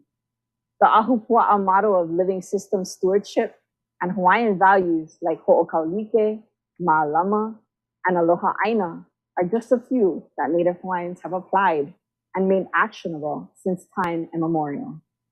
But no matter the context, Native Hawaiian culture remains the key to regenerative future and how Hawaii is viewed from a global perspective as well. Dr. Kanahele shares the guest-host place model, and the relationship between guest, host, and place is of critical importance in the regenerative tourism system, as we are reminded that the host and the place hold the most weight when combined together. The necessary shift in perspective prioritizes our place, our community, and culture persists as a result. Regenerative tourism, by definition, must conform to the realities of regenerative life itself, founded upon the unique environmental system of Aloha Aina. The land is what feeds us, it nurtures us, and it allows us to live in aloha with ourselves and with others, and within the relationships with nature and our surroundings. Stewardship, specifically Ma'alama, is a reciprocal relationship that has a shared interest for both the steward and what is being stewarded. And it is also one of the guiding principles behind regenerative tourism in Hawaii. Circular economy also has a pivotal role to play in ensuring that money generated in Hawaii stays here in Hawaii, reducing capital flight and supporting local families and programs that make Hawaii stronger and more resilient. Buying and supporting local create opportunities for more community engagement with the industry, and in turn give our community members the ability to thrive. As the living language of Hawaii, we all have a kuleana to ensure Olelo Hawaii continues to be normalized. The aloha built into our hospitality lies in the humble voice that calls one to visit. It is a voice that must undoubtedly embrace Olelo Hawaii. Language is the key to culture, and by familiarizing ourselves with the language of this land, we actually learn so much more about ourselves and about our relationships with each other. Whatever paths may lay ahead, one thing is for sure: we are in charge of the lens through which the world views, understands, and loves Hawaii. And aloha and malama are the strongest foundations in which we seek the desired future we envision. We must be extremely vigilant in ensuring that how we present ourselves to the world is a true reflection of who we are at home. As we grow into betterment, so shall our ability to achieve something truly regenerative. While the beginnings of change are imminent, if not already in progress, the fruit of our labor will be enjoyed by our keiki and mo'opuna for generations to come. If we are to leave them with a better chance in our place and to inherit a Hawaii we envision, we must consider our actions today as the foundation upon which they will thrive. We all play a critical role in creating a different future, whether it is engaging organizations dedicated to this new future or creating a regenerative opportunity yourself. No matter what you do, it all starts with aloha. Let's all do our part to put the values of our culture into action. Let's be better stewards of our place. Let's be a more conscious buyer. Let's lead with Hawaiian values. Let's be better advocates of language and culture. This mindfulness, this enduring aloha for each other and for Hawaii will certainly lead us to a future that we envision. A Hawaii reimagined, a Hawaii at the crossroads of the world. Mahalo nui for joining us at this huina, this convergence at the intersection between tradition and innovation. Mahalo nui for attending Kahuina 2022. E ola Hawaii, e malama Hawaii ne. Aloha.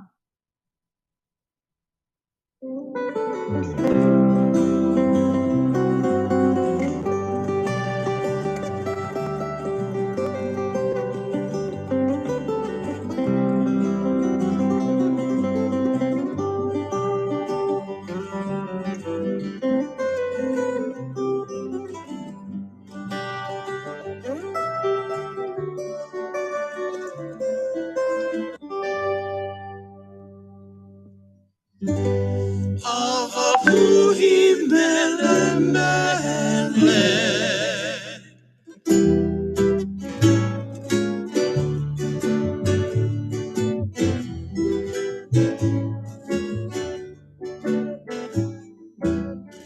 Ke ala ka uihoni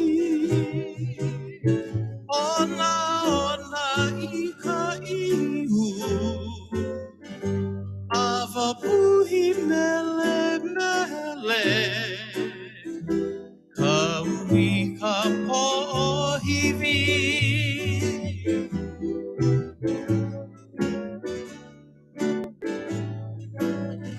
ke ala ka uihoni ona ona I ka ihu ava puhi mele mele ka ui ka pohiwi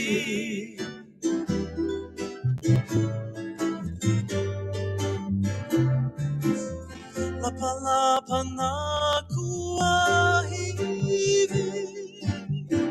ulu vehi ka vekiu ki ka mai na manu na mea mai hoiku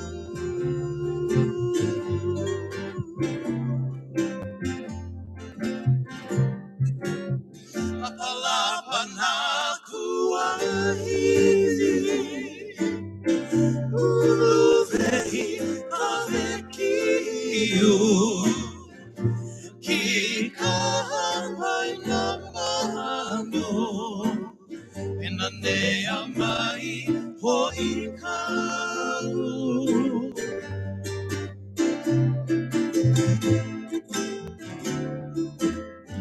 ke kai na pe mali kalama kai o mapala olele ko mai ka uliko vai mata te aloha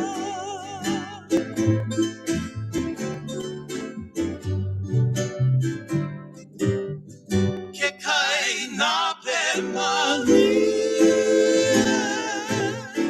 kalama kai o mapala Aliliko mai kalua liko vai maka he aloha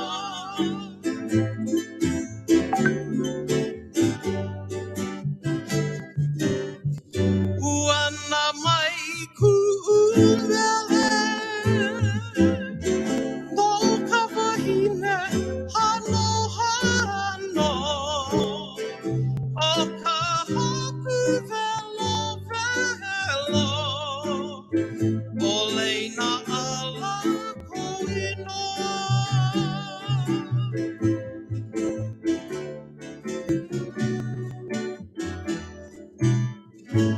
Uana mai ku'umele No kawahine hano hano O ka hoku velo velo Oleina ala koinoa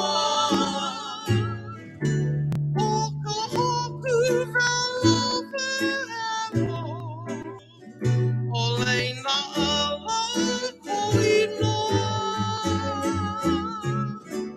Ava puhi mele mele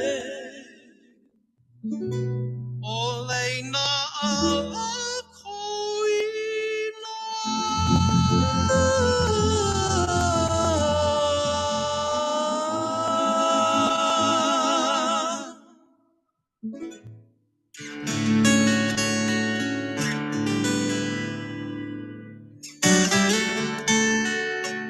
Ka mea ho'okani,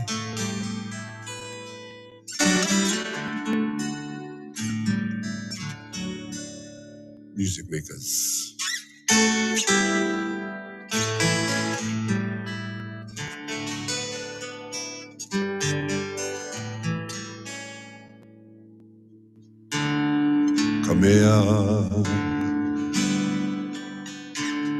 Okani Uaoeloa Ikahana Kamea Okani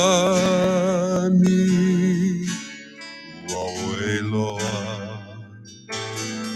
Ikahana Koe koe ana Ike kika E Hawaii Maoli Koe koe ana Ike kika E Hawaii Maoli Koe koe mele Nona kupo na kane E kane kapila kako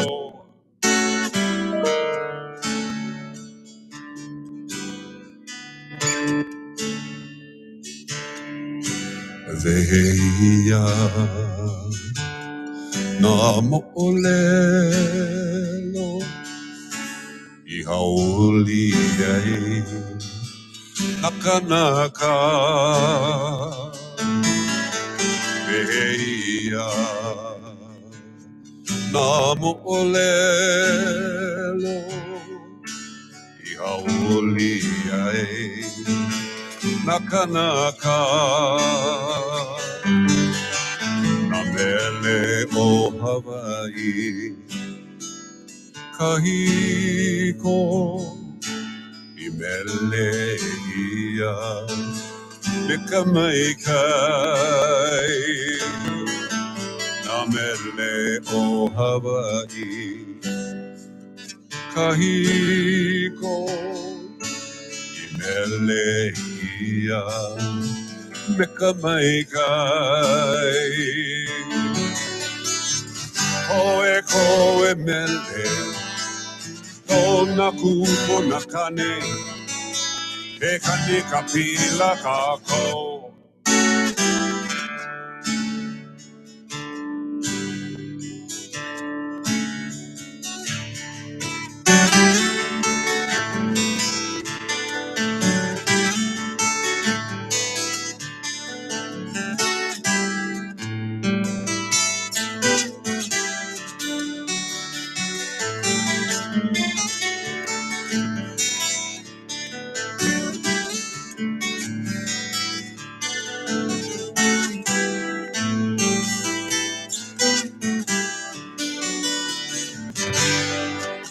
Ha'i mai ka mo'olelo no ka mea ho'okani ha'i mai ka mo'olelo no ka mea ho'okani koe koe mele no na kupo na kane e kane kapila kako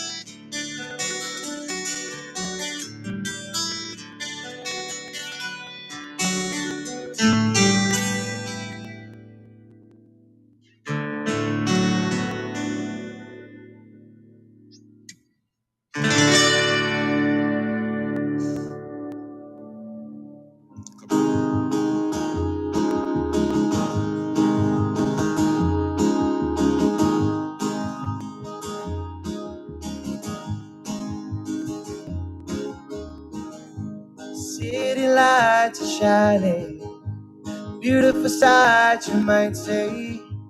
They don't compare to a starry skyline.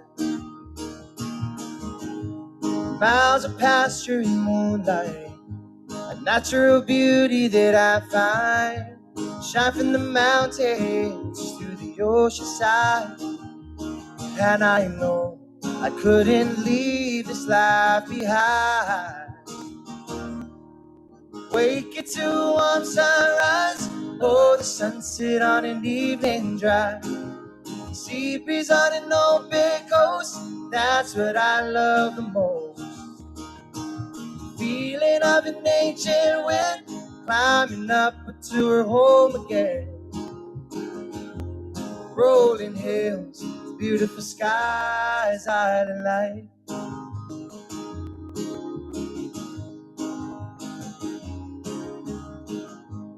Dip your toes in the sand, wash the salt from your hair.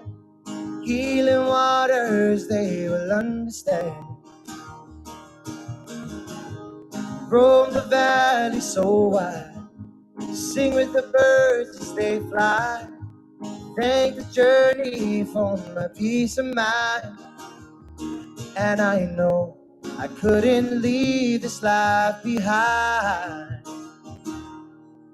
Wake it to warm sunrise, or the sunset on an evening drive. Sea breeze on an open coast, that's what I love the most. Feeling of an ancient wind, climbing up to her home again. Rolling hills, beautiful skies, island light.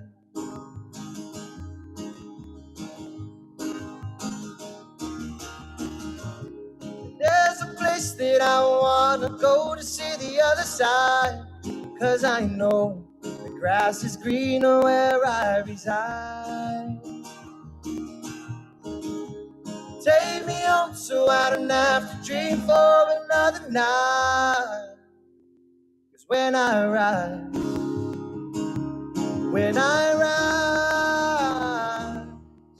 wake it to a warm sunrise, oh, the sunset on an evening drive. Sea breeze on an open coast, that's what I love the most. Feeling of an ancient wind, climbing up into her home again. Rolling hills, beautiful skies, out of line. Rolling hills, beautiful skies, out of line.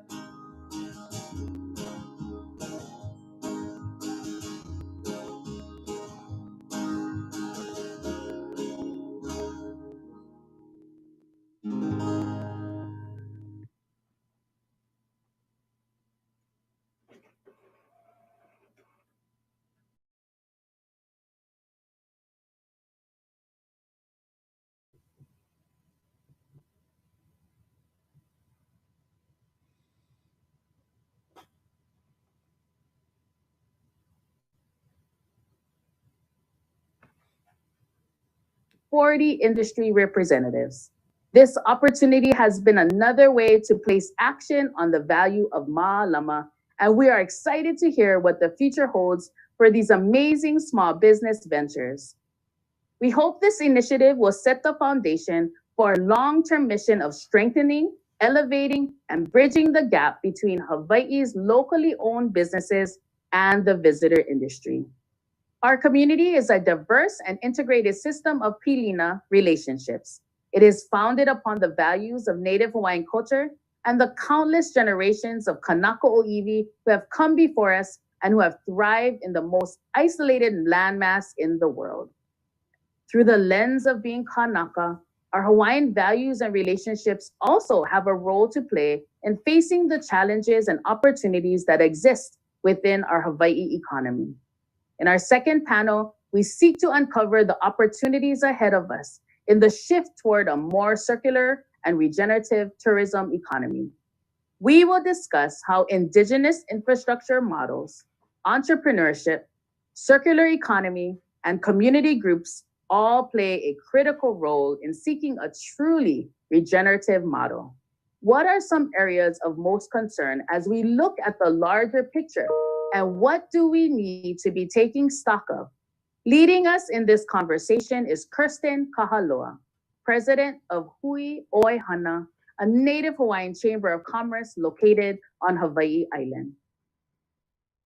Aloha mai kako. Mahalo for being here, everyone, today. We're super excited to talk about regenerative tourism and circular economies.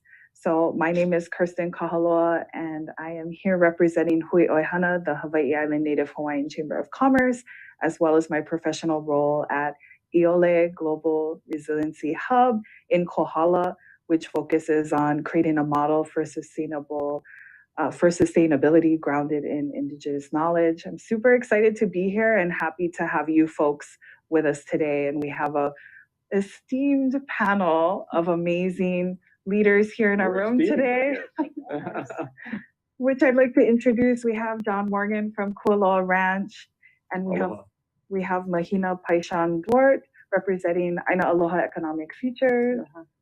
Mahalo for being here. Aloha mai.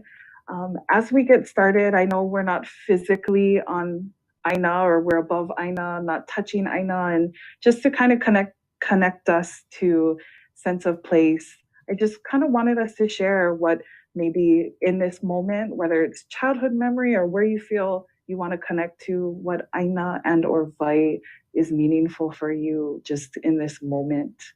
Doesn't have to do anything with regenerative tourism or circular economy, but let's bring Aina or Vai into this room today. So I don't know who would like to go first and introduce themselves, and then that space for you. I'll start.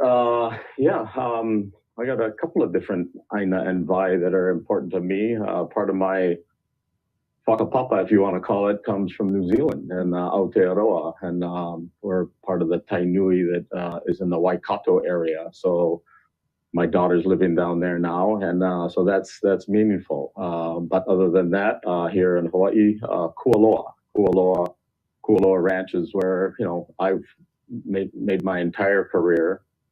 Born and raised in the area at Apua, and still.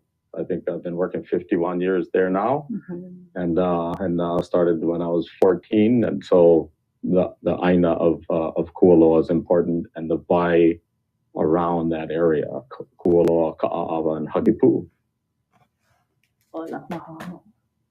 Yeah, for me, Mahina Paishan Duart, the Aina and the Vai and Kai that I always think fondly of and draw so much inspiration and energy from is He'eia Fish Pond. And that's where I actually met John for the first time, our work in Huimalamalokoi'a. And for me, you started it. I had the honor and privilege of helping to lift up Paipai o He'eia, which continues to do awesome work. And for me, He'eia Fish Pond, I started going down there, volunteering at a very young age, around 19. And even before that, went to family parties at He'eia State Park, Ulumo Village, in which my aunt was caretaker. Grew up having some kind of affinity, but somewhat separated, because this is a special place that I saw, but we weren't allowed to go down.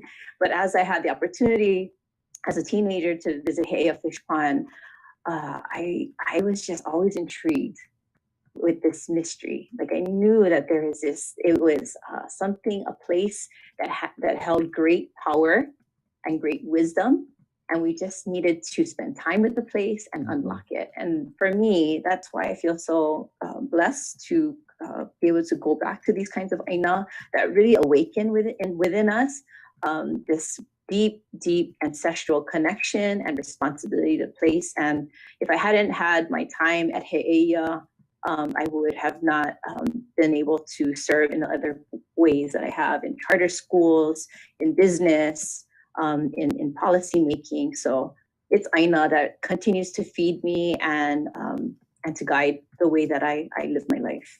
Mahalo for sharing. I know it gets kind of personal talking about those connectivities to Wahipana, Aina, Kai, but I thought we bring that into the space because as we're talking about regenerative tourism and circular economies, I think it's important that we know that we have an opportunity to make a shift.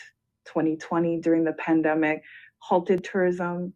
I know it was challenging, it was scary for some at different various levels, but I think we've seen that there are opportunities to shift, to pivot, to reevaluate some of the things we're doing within the visitor industry, within our communities as a whole, and see, are there ways we can do things better? We know that as community, with visitor industry pretty much halting, we saw Aina Kai regenerating, and what that meant for people in community, or community members being able to go visit spaces where it was like, too many tourists, I don't go there anymore. But those were special places as a child. And now there is a strong desire from community to protect those spaces and really talk about how, we don't want to say no to the visitors, but how do we do a better job to have a balance between the visitor industry and community, especially in those Aina spaces. So, getting into circular economies and regenerative tourism. John, we'll start with you. Just tell us what's happening at Kualoa. Sure. Some of this is a check-in because we know things have evolved in the past 2 years. What's happening there, and tie that into, from your perspective, some of the things that do fit into this vision of moving towards opportunities in circular economies and regenerative tourism. Thank you. What is regenerative tourism? Yeah, it's interesting to try to put words to it. And to me, it's kind of how does the visitor industry positively impact the environment and the community in a way that increases in value over time, so to me, the underpinnings of that, the environment and the community, and they go hand in hand because one can't live without the other. COVID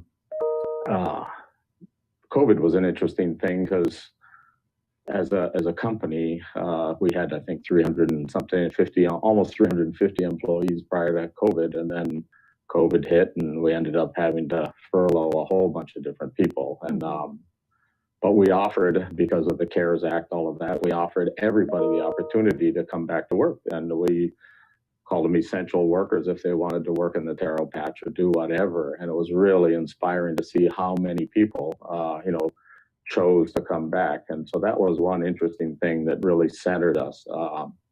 And the other thing was the people that we didn't have to furlough were the ag people, the people that need to keep taking care of the animals and growing the crops. And then we had to figure what we're going to do with all of that produce. And so we pivoted. Our team was amazing, and our first thing was a farm to car. Because everybody's masked up, and you had the triple check, and it was as we all know, it was an amazing time. But you pivot, you figure out what's next, and for us, the development of the local market for our ag products further was a benefit, and then related to tourism, what we did is we kind of made everybody drive out to Kualoa. And a lot of people here in Honolulu don't realize Kualoa is not that far away. The windward side is not that far away. Some people feel like, oh yeah, I might as well go to Maui or something if I'm gonna to go to the windward side of the island. But so the local market, both for ag and for just come to see what we have going on as things opened up. So that was one of how we evolved, and now we're not back to full swing, but we have over 300 people. We've got all kinds of different agriculture going on. Our education programs are coming back. Prior to COVID, we had about 12,000 local school kids a year coming out there, and we had a lot of visitors, and we have all kinds of different opportunities for visitors, and so and we're coming back, and things are good. So. Mahalo for sharing. Mahina, just in case anyone doesn't know, I believe everybody knows what Aina Aloha Economic Futures Initiative is and what's been going on. If you want to just kind of tell us about that, and what are the next phases of that worker space, or what's happening with what has been started since the pandemic. Sure. So in Aloha Economic Futures, it's really just a coalition of 14 individuals. And we came together during the height of the first shutdown.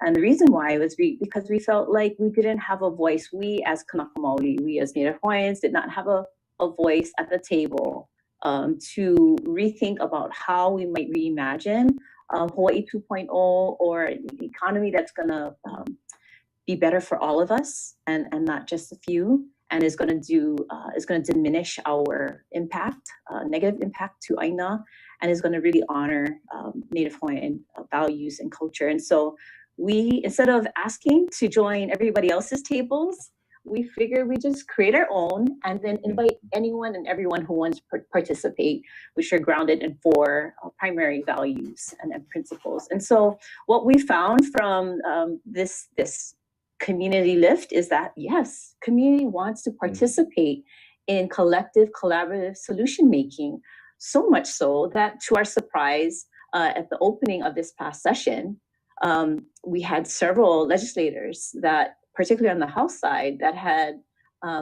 called out Aina Aloha Economic Futures and our model and our priorities within our policy playbook, within their some of the items that they're going to put forward as a legislature. And we're happy to report that a good handful of initiatives that we have been supporting have gone through and is now on Gov's desk to become law. And so we know this. We know that community wants to continue to be a part of the collective solution making. And so when we talk about regenerative travel, I think that's a requirement. That's a must-have. Like, we cannot go back to a situation where there are only a few folks that are making important decisions that are going to affect all of our lives. So why not pool the intellect of the many and find common ground so that we can all find innovative solutions moving forward in service of Hawaii. And can you also share from the 14, you've grown to how many people have signed on to? Thank you. Thank you. So we have more than 2,500 signees onto our declaration. And actually, this is a call out to whoever's listening in. If you'd like to check out our website, please do so. AinaAlohaFutures.com and add your voice, add your leo. And we'll be doing another round of community listening sessions and lift up what community wants. One area is definitely regenerative travel and circular economy. Awesome. And to follow up too, gosh, I'm going to mess this up, but you folks had like a checklist and a grading system. What has been the feedback, or are there any examples of those who've used it, whether it's within the visitor industry sector or not? How have people kind of taken on and actually used it within the working spaces that they do that fit into this platform? Sure, thank you. Us local people, we love to talk story, but we love to take action. And so for us, we want to just create a tool in which people could really operationalize and apply the aspirational aspects of Aina Aloha Economic Futures, and then provide an opportunity for companies, agencies, nonprofits, individuals even, to assess where are they at in their journey of transitioning from the current situation to a business model that is more generative, that is more circular. And so one really concrete example that I'm very happy to share about is through Hawaii Green Growth and our collaboration with them. They invited us to share the AAEF tool. They combined it with their Aloha Plus dashboard and their tools. We've coalesced the two tools, and then we worked with one of their major partners, the Alawai Watershed.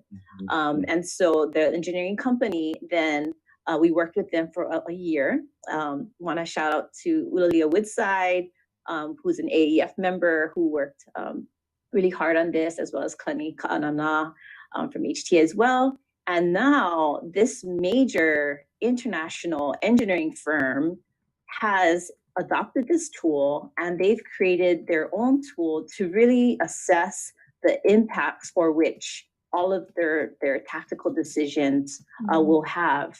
So we find that whenever we can find ways for companies, organizations, individuals to assess their own impact, we believe that folks will choose to do the right thing. And again, this is a journey. No one has the silver bullet, but if we can reflect on negative and positive impacts, we should do that.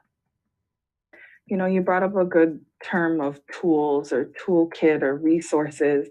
You know, as we think of how do we create more opportunities, I know some of the work that both of you are doing have been very engaged in kind of accelerating this regenerative model or holding on to it. Those who may not have started, whether it's organizations, individuals, businesses, how do we kind of bring people on board? How do we provide others maybe with tools to kind of get on this circular economy, regenerative tourism train as a model? So I'm going to start with you kind of from that business perspective. You folks have a lot of various ways you've modeled that. So whether it's through those examples, just kind of share how we can give others tools to move these examples forward. Sure, thank you.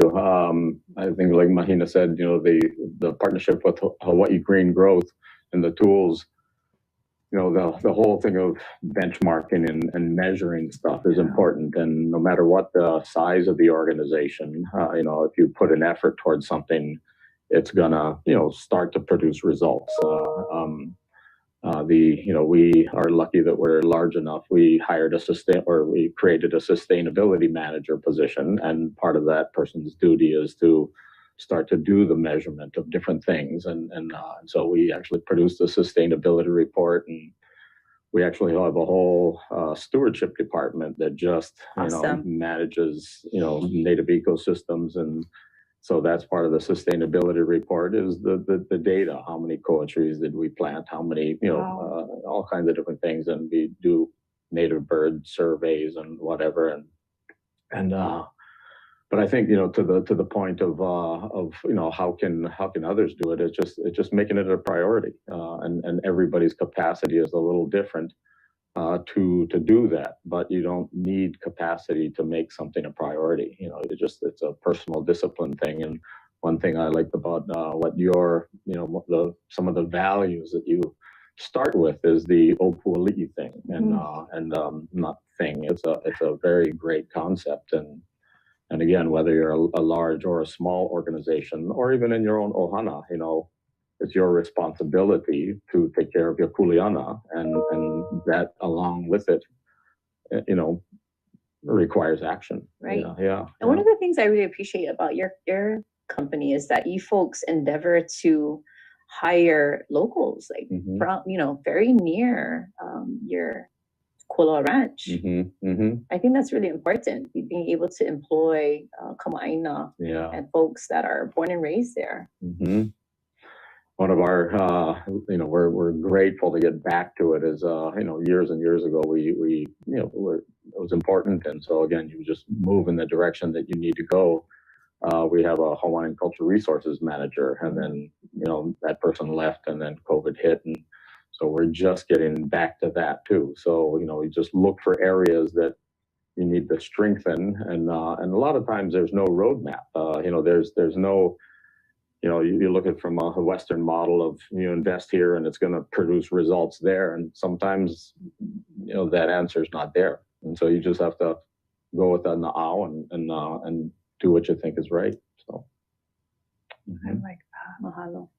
Mahina, what do you think are some additional examples or tools or maybe success highlights with organizations kind of moving in this model? I know you wear a multitude of hats. Sure. So yeah, what are some of those great examples of moving in the right direction for regenerative tourism, circular economies? What does that look like? Yeah, so I think in Hawaii, we have some really great examples, particularly in the fashion industry, right? So you have Kealo Pico, for example, that is trying to you know, put a spotlight on the harmful practices that fashion can have, right? So, you know, the dyes that are used, the material that's used, and I love that they're trying to source and source all of their materials to the extent possible and do all their printing here. If folks didn't know, fashion is like one of the major contributors to waste globally. So that's an area I think that we are already having some effect. I think the other area is like construction. So I have a friend who's the executive director of Reuse Hawaii. So there's lots of opportunities in deconstruction. So with the material that we have, like how do we reuse the material that we have instead of trying to import and to continue to degrade mountainsides and hillsides to create concrete? There are now industries in which you can refab wood, like the Albizia project, invasive woods, where you can refab concrete and so forth. So circular economy is really about thinking about how can we reduce waste within the value chain. And so we have really great examples, I would say, in these other sectors. Outside of Kuloa Ranch and maybe a few other Aina-based organizations, I think we have yet to create our shining examples. And to me, that's the excitement. That's the excitement of it, right? Yeah. No, that's really exciting. And, kind of teeing off of that for either of you, as we think of that kind of, to some degree, it's ingenuity around we're not going to take the normal route to do visitor industry. We're not going to take the normal route of starting a business. It's about profit that, we're really looking for that circular economy, reducing waste, environmental stewardship and support, as well as, people, planet, profit, that triple bottom line. So as we look into that, how do we just encourage the businesses out there in our community, a lot of them touching the visitor industry, but just that entrepreneurship ingenuity? How do we just continue to foster that within our communities, the youth and the young people growing up, or just anyone really excited about this space? Because I do think the more involved we get businesses and entrepreneurs into visitor industry, the more we connect community, right? So it is a kako thing and not us versus them, or we're separate entities. We're just all one part of the system here in Hawaii. So how do we just get people excited about innovation around this space? I think one way, kind of lies in a personal value of how do you continue to improve? How do you how do you keep pushing? And mentorship, I think, is a good concept, because, and I think, being a mentor, is kind of the result. That you have to have somebody who wants to be a mentee, and part of that is you look for examples out there, whether it's a mentor or in the business sense. What are models out there that we can follow? One of the ones that I'd mentioned, New Zealand. There's a place called Te Puia, which is a kind of a combination of a cultural site and a craft college, basically, and they do carvings and they do a bunch of different crafts, and the local people come in, and so you actually get to to work and produce and create a skill, but it marries the the whole tourism piece and the local people doing what they want to do. And I'm not saying that's what we need, but it's a model like that. And then there was something a long time ago out in Ko'olauloa, put together by the Queen Emma Foundation, and they called it Ho'oponopono Ko'olauloa, and it was just bringing together. And were you part of that thing? It was a long time ago. So anyway, it was a great effort, and they just brought a whole bunch of community together, and at the Turtle Bay, and just a bunch of people kind of visioning the future. And then a subsequent thing to that was another effort, and they looked at economic clusters or areas that had similarities. And so one of the things that came out of this economic cluster analysis, and it was based on the North Shore, was looking at Napa Valley in California. And so you have an agricultural area, what was common? Well, it was good for wine. Well, one winery doesn't make a destination, and so together they created a destination, which is now known as Napa, which everybody goes to, and hotels and this and that and the other thing. But I think Hawaii has the opportunity to do a similar thing. So, what are our core strengths? So, what are we really good at? And how do we further develop the brand? From a visitor perspective, Hawaii has an amazing brand, and we need to continue to refine it and tweak it so that it becomes more of what we want to be in the future rather than just what it is today. And so, around things around, Aina Mamona, stewardship, the Hawaiian cultural values, what do we do today to make that happen in the future so that our identity is, again, even more aligned in that area. And so I know I rambled a bit, but the whole idea of, okay, what's going on in Maui is that can you do something that bolsters that? How do you inspire entrepreneurship around those ideas? And so there's fertile ground for a lot of things, but it takes people, and it takes people wanting to improve their own lives, and for the betterment of our community. I agree with you. I think we do need to start in the place of core strengths. Mm-hmm. And so for me, I think what entrepreneurism can bring to this conversation and to the opportunity for a future more vibrant, more just, more resilient Hawaii is like, how do we design business models that are going to help us shift from quantity to quality, right? Mm-hmm. From transaction to relationship, mm-hmm. from a place mm-hmm. of like correction to connection, as one of mm-hmm. my mentors, Uncle Pono Shim would say. Mm-hmm. And like, how do we really, and if we think about regenerative travel, like, the premise of that is that we have to be able to regenerate, right? Mm-hmm. So if we, as the stewards of Hawaii, of this land, if we don't create the opportunities, if the tourism partners do not create the opportunities for locals to find ways in which they can regenerate with Aina, then there's going to be a missed opportunity. And I think mm-hmm. we're going to continue to feel the pains of the current tensions and conflict. Mm-hmm. So I think if we how do we build out business models like yours that are trying to shift towards a more quality experience, right? Mm-hmm. High impact experience that are really focused on a couple of areas.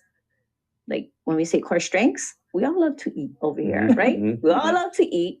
We all love to talk story. So why not try and find entrepreneurs and provide funding opportunities to our storytellers, to our media makers that are going to tell authentic stories in our ways that are also going to compel the kinds of travelers that we want, mm-hmm. right? Mm-hmm. When we talk about food, we have an awesome food systems community here that is doing tremendous things. Mm-hmm. But why can't we work with them more closely to coordinate across, right? Well, so when we're talking about farm to school initiatives, why can't we also talk about, initiatives that are also going to, possibly benefit the conscious traveler, right? Yes. So yeah, we need entrepreneurs and innovators to help create the solutions that we want. And we need to source these folks from communities, mm-hmm. because that's going to be part of the solution making. Correct. And, we know over years, even pre-pandemic, there's a shift for the conscious traveler or the visitor that wants an authentic experience. We know that one of our greatest visitor and connective tissue, support system, are our cousins from Japan. Mm-hmm. They want authentic experiences. They want the quality of what's grown local, what's sourced local, the most localicious, local authentic experience. We know the Japan visitor is demanding that, but we also know a shift globally is also demanding that. it's important that we continue to support those initiatives and endeavors. The PSA, Buy Local, Support Local, has been one theme that has been coming around. But as we think about that, John, talk to us a little bit about some of those areas of, I know you're doing kind of like eco tours, and I think more recently, maybe you added that kind of like agricultural experience tour. Mm-hmm. So tell us about that, and then go a little bit into some of the agriculture work and aquaculture work you've been doing at Kualoa, just a little bit more. Sure.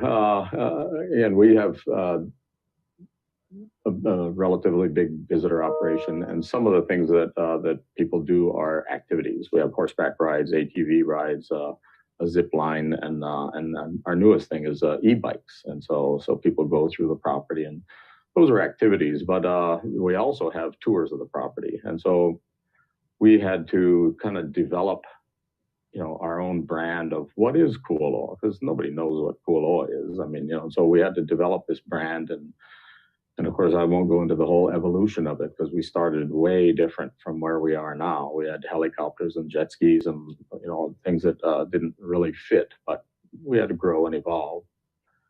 So now, part of our growth in agriculture is developed around the visitor. So we have 5 different tours of the property, because the property is just under 4,000 acres. And each one of the tours highlights the ag and highlights kind of what we're doing. And so when we built a piggery, a 6,000 square foot piggery, we put it right on the tour. And so the visitor gets an experience, starting off with kind of an area where it looks like an ancient Hawaiian setting. And then so we talk about how, back in ancient times, there was no imports, no exports, and so I think you had mentioned, it's all about stories. It's all about stories and relationships, and so we tell a bunch of different stories. We have the Hawaiian cultural stories that we tell. We have the agricultural stories. We have the history of the place, and then of course we have Hollywood, which is definitely a benefit. But that's what our whole thing is. How do you tell stories, and how do you tell stories that are relevant to the customer, that really hits their heartstrings, and people like environmental successes, and so when we're developing agriculture and we put it right on the tours, and people go through the taro patches and they go through different areas, and they see, they see the beauty and everything. That's kind of what we try to do, is we leverage the strengths, actually, what I think are representative of Hawaii in general. This is a beautiful place, and really our biggest comment is always about the staff. It's really amazing. To your point, we're lucky we have a lot of local people, but it's not only local people. That everybody needs to belong. Everybody needs to, and we focus first on employees, and they feel they need to belong, and they need to feel proud of what they're doing. And then if they're sharing a place with a visitor that they're proud of and they can identify with, then it is even that more enriching. So I think, getting back to your point, we have these 5 different tours of the property. Each one goes into a different area. Each one of them focuses on a little bit of agriculture, whether it's oysters in the fish pond or shrimp in an old converted lo'i, or lo'i itself, or pigs or sheep or whatever it is. That's what we try to offer and give our guests. Yeah. I want to touch upon what John said about this idea of belonging. You're right. I mean, that's core to humanity, right? It's sense of belonging, sense of connectedness is, really important. I just think we know when we've had magical and transformative moments. Like one that comes to mind. You tell stories about it. Right, we tell stories about it. And one of the moments that comes to mind is in 2016, where we had our Pani Kapuka event, right? Where we wanted to invite all of our supporters to come and help us close a puka within a wall that hadn't been closed for over 50 years. And it was significant because it represented community coming together over 15 plus years, and to celebrate, right? Celebrate the ancestral ingenuity that has been left for us, and then to celebrate it and then take it forward. And to what was like one of the most outstanding moments is that when I was there and I looked to my left and to my right, 2,500 people.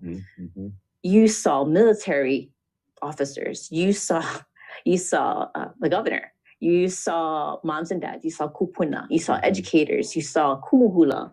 You saw business people. Folks that you might see on Bishop Street. And so it's this idea that we can all collectively come together and we can be there to serve Hawaii. And I just think that's the kind of experiences that we all want first as community. And if we think about like where are the opportunities where we need to restore, right? We need to restore lo'ikalo. We need to restore native ecosystems. We need to restore fish ponds. We need to restore fishing canoes. We need to kilo. We need to observe, right, the changes that are taking place because of the climate change crisis. And how do we make sure that we do that as a community first here at home, and then seek out opportunities to continue to invite the conscious traveler to join into our kuleana, because we belong here, and because we belong to this legacy of kuleana. And we need to pass that on to the visitor, that they belong. That's right. And our newest program is the Malama program, and we provide an opportunity for people to get into the taro patch with Evie right now. It's a relatively small operation, but she's gotten great reviews. The program's gotten great reviews, and people love that. They because they're belonging now, and so. And the next one coming up is going to be a tree planting thing where people will be able to go up into and plant their own tree. And so those are, but people want to belong. They want to belong. They want to make a difference. The Panikapuka was an amazing event. Yeah. So that's great. Yeah. All of us know we live in such a unique and beautiful place that we have family or friends that come and visit, right? And we have to also learn to play host personally, and we also want to create authentic experiences. And I recently had a friend visiting from college, and I was trying to figure out what authentic experiences could I take this really close friend on so they can really connect deeply with Hawaii, belong, find that sense of place. And, I was looking for ag tours. I was like, could have forced them on the things I'm passionate about. Kalamai, sorry, friend. But I looked for different ag tour opportunities, and I want to give a shout out Kohana Rum. We decided to go there. They were passionate about sampling alcohol. I was passionate about an agricultural tour. And I just have to say, they did a great job. I learned about native coal and sugarcane. And, growing up, you just know, oh, that's sugarcane. I was raised on top of an old sugar cane in Kapolei. Like our houses, our homes, Kapolei was built on old sugar cane. So to be able to connect just in an agricultural tour personally as a Native Hawaiian, not understanding all the native varieties, they could have picked any variety. Maybe there's non-native sugar cane that tastes better, but they said, no, we're going to use the native varieties and we're going to source those. We're going to teach people about them.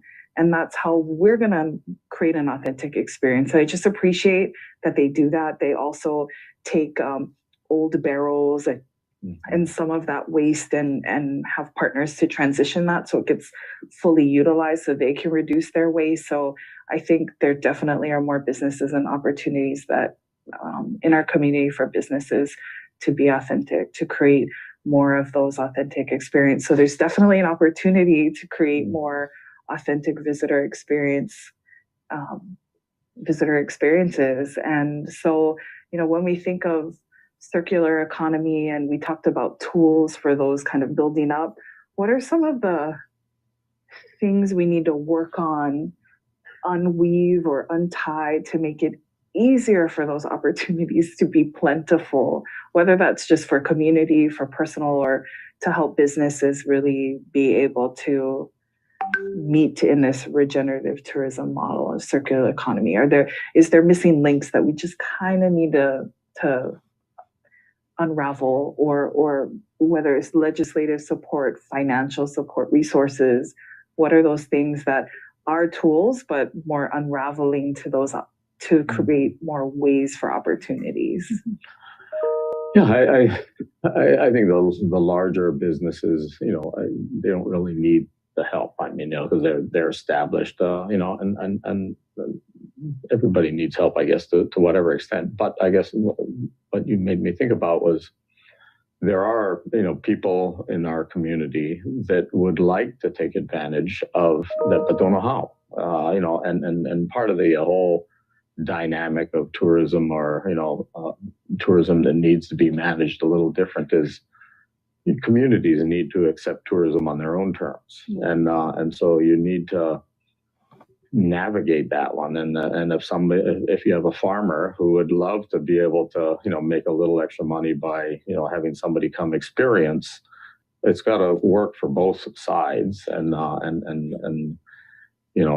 obviously it's got to work for the neighbors too. You don't want to have a whole bunch of people going up to a place that they shouldn't be going because the neighbors don't like it. But I don't have the answer, but I think that's one of the challenges that we need to face is how do people who want to be involved in the visitor industry, how do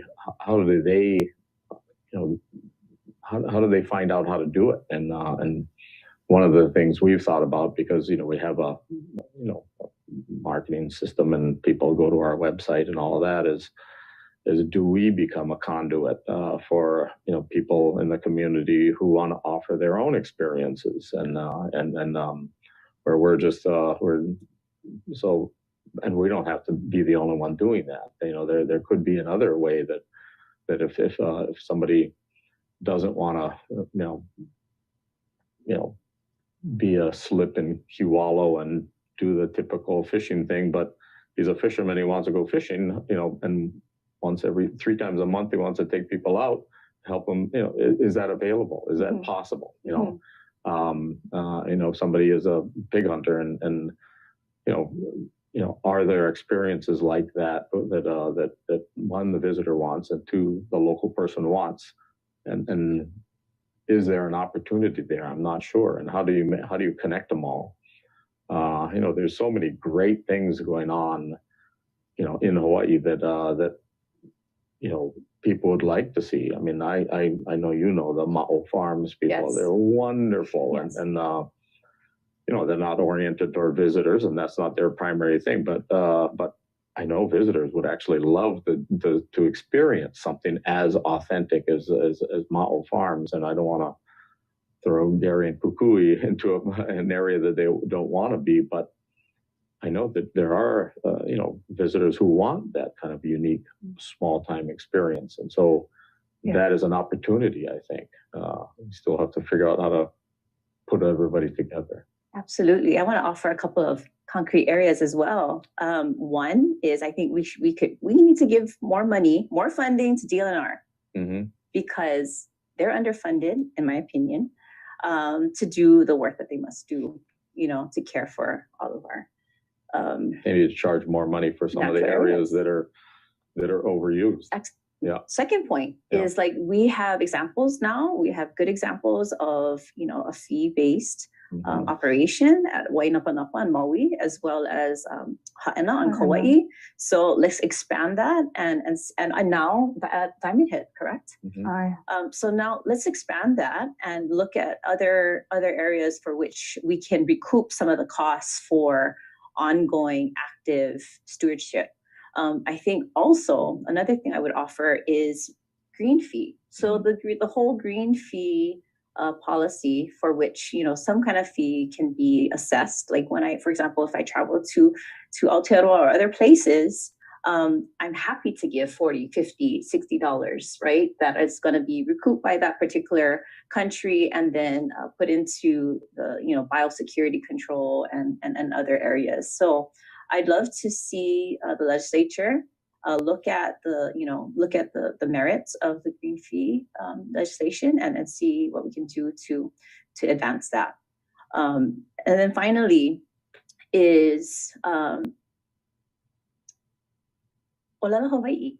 Olelo Hawaii is an official language, and if we want to really continue to strengthen our connection as Kanaka Maoli, as Kama'aina, and if they're going to continue to be the employees of these various small companies, mid-sized companies, large companies, then we got to make sure that we continue to feed their knowledge base, right? And so that they're able to draw back to ancestral knowledge, to mo'olelo, to mele, and go deeper into the discovery of what makes Hawaii so special and unique. So let's continue to support the overall capacity of every resident, being able to access Olelo Hawaii. And let's see, I want to be able to see Olelo Hawaii and hear Olelo Hawaii. I love hearing Inikali in the airport, but let's hear Olelo Hawaii in all the spaces. Great suggestions. And as an example, we have some amazing organizations like the Native Hawaiian Hospitality Association, who does cultural trainings, Olelo Hawaii trainings. But, how do we connect all the very, very busy employees in the visitor industry and give them some time and space to access some of those opportunities? I think that's key. We know there's amazing programs for those seeking authentic experiences that we talked to before. Travel to Change is one opportunity where you can go and seek lo'i opportunities, stewardship opportunities, which NAHA has played a role in kind of uplifting and bringing more nonprofit organizations that really fit in that Vahipana support stewardship, Native Hawaiian owned nonprofits or Native Hawaiian nonprofits that can help continue to create more space for that. And we're just getting so short on time, and we kind of have moments just for closing thoughts. Again, we're here to kind of talk about opportunities to enhance and strengthen circular economies here in Hawaii, as well as regenerative tourism. We know that Hawaii Tourism Authority is really focused on Malama Ku'uhome or Malama Hawaii as a core theme. So, and as we close, we'll just give time for each of you for those kind of closing thoughts, or if there's something we've been talking about that you just needed to add an additional comment. It's kind of open floor to you, John and Mahina, to just close us out. Yeah, great. Thanks, Kristen. It's and this has been wonderful, Mahine. Just seeing you again and being with you. I guess I'm an optimist. I think Hawaii's, the core strengths that we have are the people and our history and the culture and the Olelo, all of that. I'm optimistic that we can continue to build. It's one thing to start from a disadvantaged position, but we're not starting from a disadvantaged position. We need to be intentional about continuing to try to attract the mindful visitor. We need to continue to try to develop the infrastructure of tourism and our community better to serve all the needs but I think it gets back to the Opuali'i concept of it really is incumbent upon every one of the leaders here. It doesn't matter what the sector we're in to try to keep on improving. And that whole po'okela, kulia ikanu, and just what can we do individually and collectively to push it forward, and the fund the DLNR. That's a great thing. Charge more for parks. Focus on the stress points, but not just complain about it. Come up with solutions. I feel for the people in Manuili, but too many people going and then in a place that can't accommodate them, and we need to focus on those kind of things. But I'm optimistic. I think we have a great community here. And I certainly appreciate NAHA for its leadership in bringing the culture to the focus of our most dominant industry. So thank you. Hello. So I'd like to just read our Ho'okipa principle for Aina Aloha Economic Futures. We are inclusive and embrace the collective that will call Hawaii home, grounded in the fundamental understanding that is our kuleana to control and manage our resources in a way that allows us to fulfill our role as hosts here in our Aina Aloha.